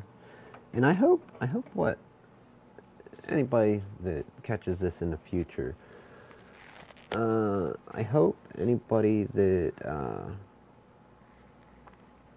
catching it in the future, he asks about streaming, the streaming signal if he uses a 100-foot Ethernet cable. Yes, he will. He'll get a strong signal. Like I said, at 300 feet is where it's gonna dip down, or if he's got it under a throw rug and people are walking across it, that's going to break down that insulation, break down the copper, and his signal would die. So that situation applies kind of universally for everybody. And then also, I hope what he meant by clear was, will his signal be, or when he was asking about how I get this stream so clear, I don't know if he meant the video or the audio. But yeah, if he's using the C920, it's all in the settings. And there's quite a few people out there that have their take on what C920 settings to use. And if you have the C922X, which this can, I think this one, yeah, this one is a 922X. This one is, I'm gonna point at exactly which one. This one is a 920. That is a 922X, and then this is a C920. So C920, C920, C922, which is also coincidentally this same camera. The C922 is my repair cam. Awesome cameras. I'll say it like this: the C920 is rock solid and works. It's good. The C922X ProStream webcam, if you can afford this $80 roughly that they're at now, you know, you can find them cheaper if it's a refurb or a return or an open box. You can get it like for like $67, I think is what I paid for this one. If you can get it for cheaper, get it. Jump up, blow a couple dollars on the C922X. If not, go with the $40 C920, the classic. They're basically ironclad, rock solid, great webcams. These C920s, man, I really dig them. So really dig them. We're waiting. Did it plugged in? Okay, and now I can send show in folder. We want to send this office. Cut and paste to that there flash drive that didn't even plug in, man. What does that tell you? My stuff's not working. There it goes. All right. Let's paste it up. You can just see, just doing a copy paste action here.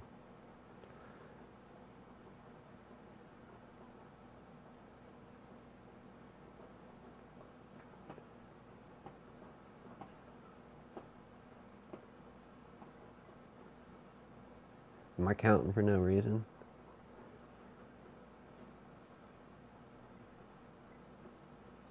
I'm pretty sure I switched, but maybe I didn't. I thought for sure I did. There's no way it's that quick. There's no flipping way it's that quick at all. Alright, let's go to the right cam. There's right. 2, 3, 4.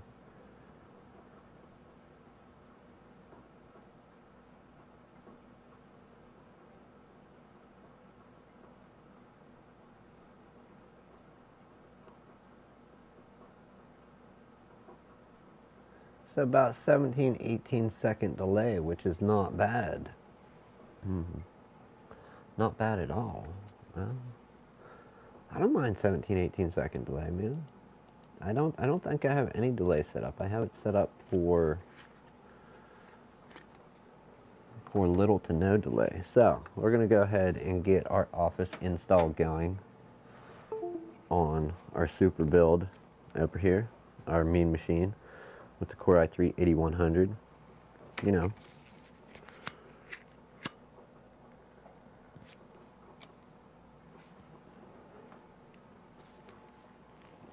Wow, that was awesome. CT Radio 85. I am going to shout it out now in an oddball time in the stream. Dude, thank you so much for hanging out while, I was building a computer and asking some questions,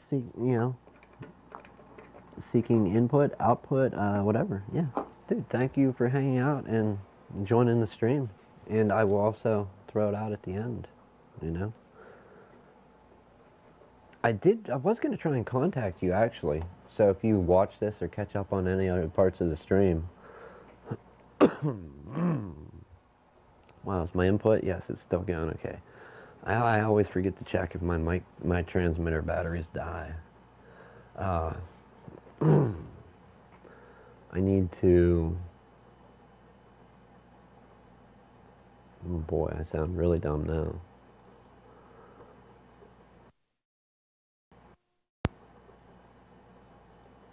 We will restart after this Office install finishes, people.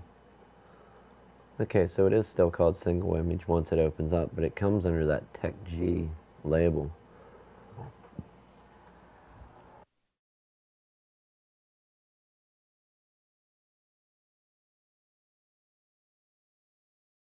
What was I going to say? I forget exactly. I do forget a lot. Oh, I got to go put the product key in. Okay, well, let's do this. Let's do this off of camera.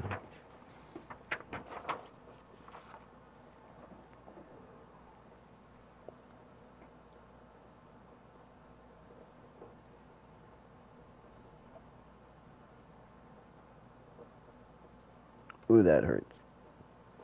Teeth, man. If you got a bad toothache is the worst thing in the world. I want to state my case with that right now. Why would you put something that can cause so much pain so close to the organ that registers the pain? That is just bad by design.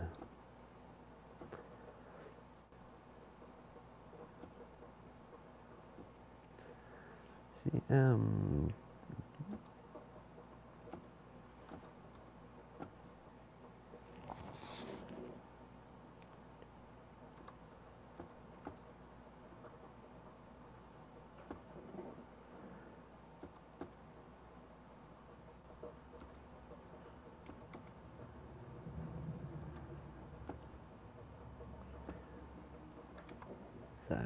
boy, don't I feel dumb? Doxing myself on the internet with or doxing my own email, doxing my password, and giving out an Office product key. Man, don't do what old Nick does, boys and girls. Don't don't do it. Don't pull a Nick. You know what it is. I'm lacking. I'm just lacking. I'm lacking too much. I'm withdrawing from that Bamsun coffee. Nobody steal that idea. That will be my brand of coffee.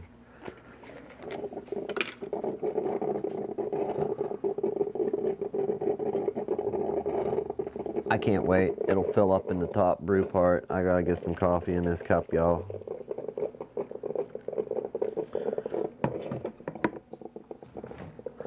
And see, that's another awesome thing about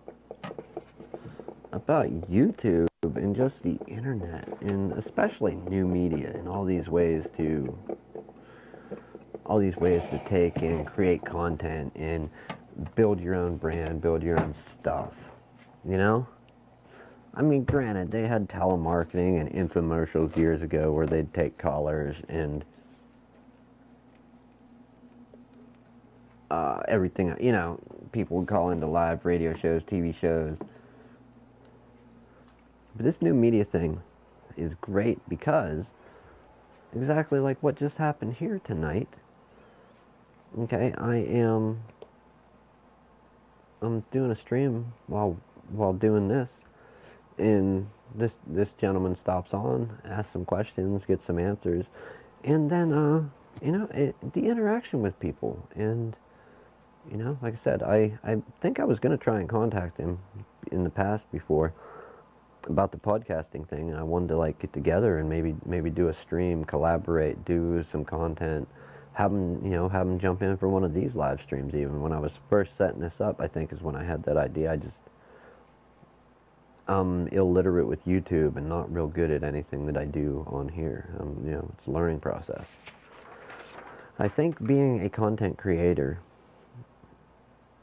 it's tough. It's easy, but it's also tough. There's like two different ways to do it. You can do one, the live streaming, and that's a different case altogether. And then two, where you record the videos, throw them into a non-linear video editor, edit it up, and give it a little more finesse, a little more of that magic, get it looking just right, color graded, a soundtrack, appropriate music and sound effects if you want even, and then upload it. Those are two different things, and two different skill sets. I really, really enjoy doing it with the camera, recording and then editing and getting a good polished finished product. But man, does that take some time. So yeah, let's jump back over on the repair here for a moment and see what's happening.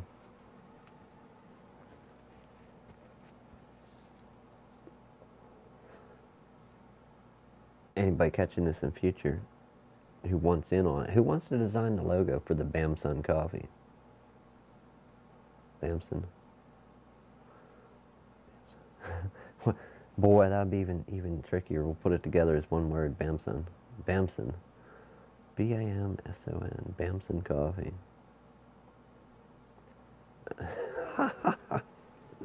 Okay. Good. Repair is ripping along. Office is installing.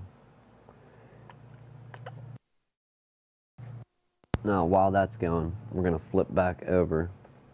We'll go to the MeCam. We have to get one of our USB 3 hard drives. That's the USB 2 cable. We need the USB 3 cable. We're going to run on over to the KVM. Yeah, the KVM. We're going to go switch on the KVM side camera. That's just how I label it. We are going to... That is a lot of data. I'm going to go look real quick here. When I noticed it, it was at 70 gigabytes, but let's find out. What are they stocking? 76.6 gigabytes this company has worth of data. So that being said, let's go ahead. We're going to get our USB 2 drive plugged in. Okay, we're going to get it plugged in. USB 2, USB 3 drive plugged in. We're going to copy their data and then paste it into this drive with hopefully enough room. It's not a real big drive. I do believe it is a 500 gig drive. We got roughly 384 gigs free. We're putting another 76.6 on it.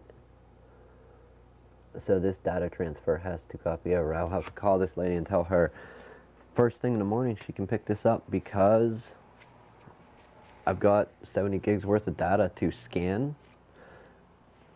Let me go ahead and say that whenever you are doing work, on a computer, whether it be new or even a computer that somebody's had for a while, and you get to the point where a cleanup is needed, or the cleanup won't work and you have to go into doing a data backup and reloading Windows, or even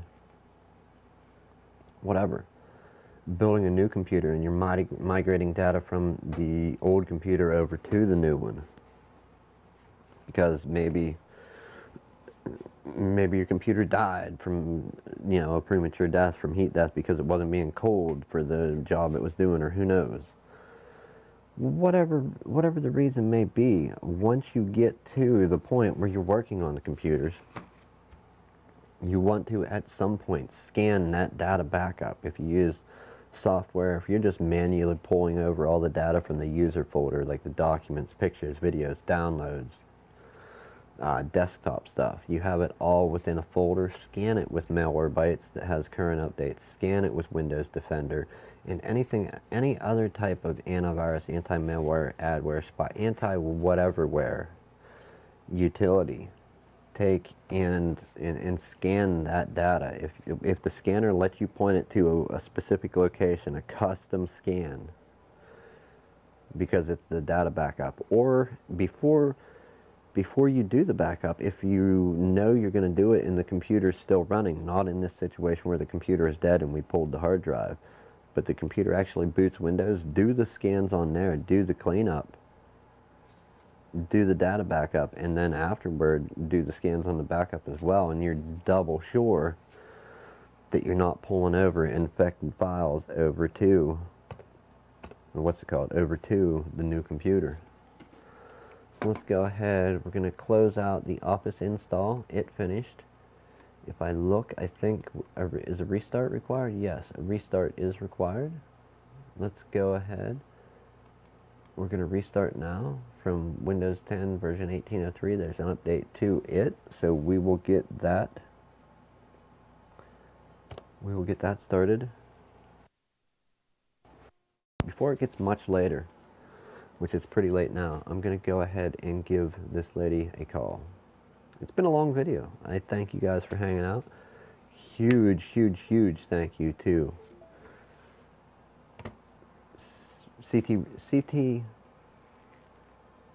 CT Radio 85. Nice gentleman from my experiences dealing with him. This is the first time I actually talked to him in the chat. He's commented on videos before in the past, I believe, one or two, and always pleasant exchange. So dude, thank you for hanging out, joining me, getting our hands dirty, working on new computer, touching old stuff. Thanks for hanging out and doing it for a little bit. Tim, thanks for popping in. This is popping in. That was a Seinfeld term, popping in. I think the pop in. I think they covered that in an episode about people just popping in to visit. If I'm like, yeah, Tim, you are the pop in man. Anyhow, we got our data backup transferring to the external drive. We're going to get a scan going on that. As soon as that is done and comes, actually we're going to do 3 scans on it. As soon as the scans are, the data transfers, the scans are finished with and come up clean, it will be restored to this computer later. In the meantime, I'm going to activate Windows, and then, yeah. I'll be back later, but not streaming. I'll be back to transfer that data back after the scan's finished. I'm going to go ahead and get Windows finished, updated, activated, and ready to go. If I can remember this password. And I think I got it. First go around. And of course, see, this source always freezes up. I think what I need to do is deactivate it when not showing. And I think that will keep it fresh each time I flip away from that source. When I come back to it, it would reactivate it. The same as the hero. Some sources just have to be deactivated. If you got coffee, hit it up, man. Give it a shot. It is time for a coffee break. Ooh, it's good coffee. Good coffee. Alright, so I'm going to go ahead and get Windows activated here. Get this computer ready to have its data transferred back. Thank you again, Tim, CT Radio, for hanging out, stopping in, popping in. OpenHours. It's been fun. Maybe an after hours later. I don't know what's on the agenda. I want to go see the kids. I'm not sure what the situation is right now. It may be kids or a kid and the wife. Dinner time is calling. That's always good. I'll be back again tomorrow with another Open Hours. we made this brand new computer. We made it great. As great as it can be for being brand new anyhow. It's not a gamer, no graphics card. We'll run over the specs again real quick before we close this out. A no-name case that has front panel USB 3 only, no USB 2. Microphone, headphone port on it. We got a DVD light on, if I'm not mistaken. I think it's a light on DVD burner. Maybe not. Could just be, who knows what brand. Don't have a brand name on the front. Intel Core i3 8100, so 8th gen Intel quad core for the first time with the i3 processors for 8th gen.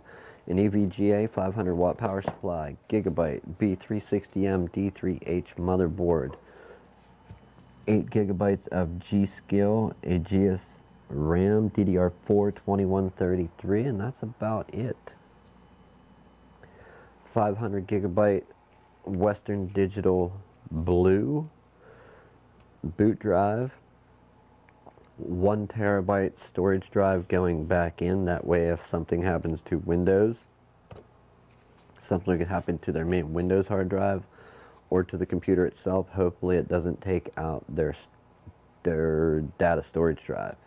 We're going to assign the 1 terabyte to that position. That is a little bit of special setup, something I don't want to make confusing with this already long and confusing off-topic stream. But where you take and whenever you download something and save it to documents, it's going to go to your documents folder on the computer. But if you have it set as an external drive, there's a little more setup to that, having stuff saved to and off that hard drive volume. Like if you're keeping your documents downloads on a different hard drive, a little bit more to that type setup. Very common to do if anybody has bought one of the Windows 8 tablets where it was like a 32 gig eMMC drive for the boot drive and you could expand it with SD storage.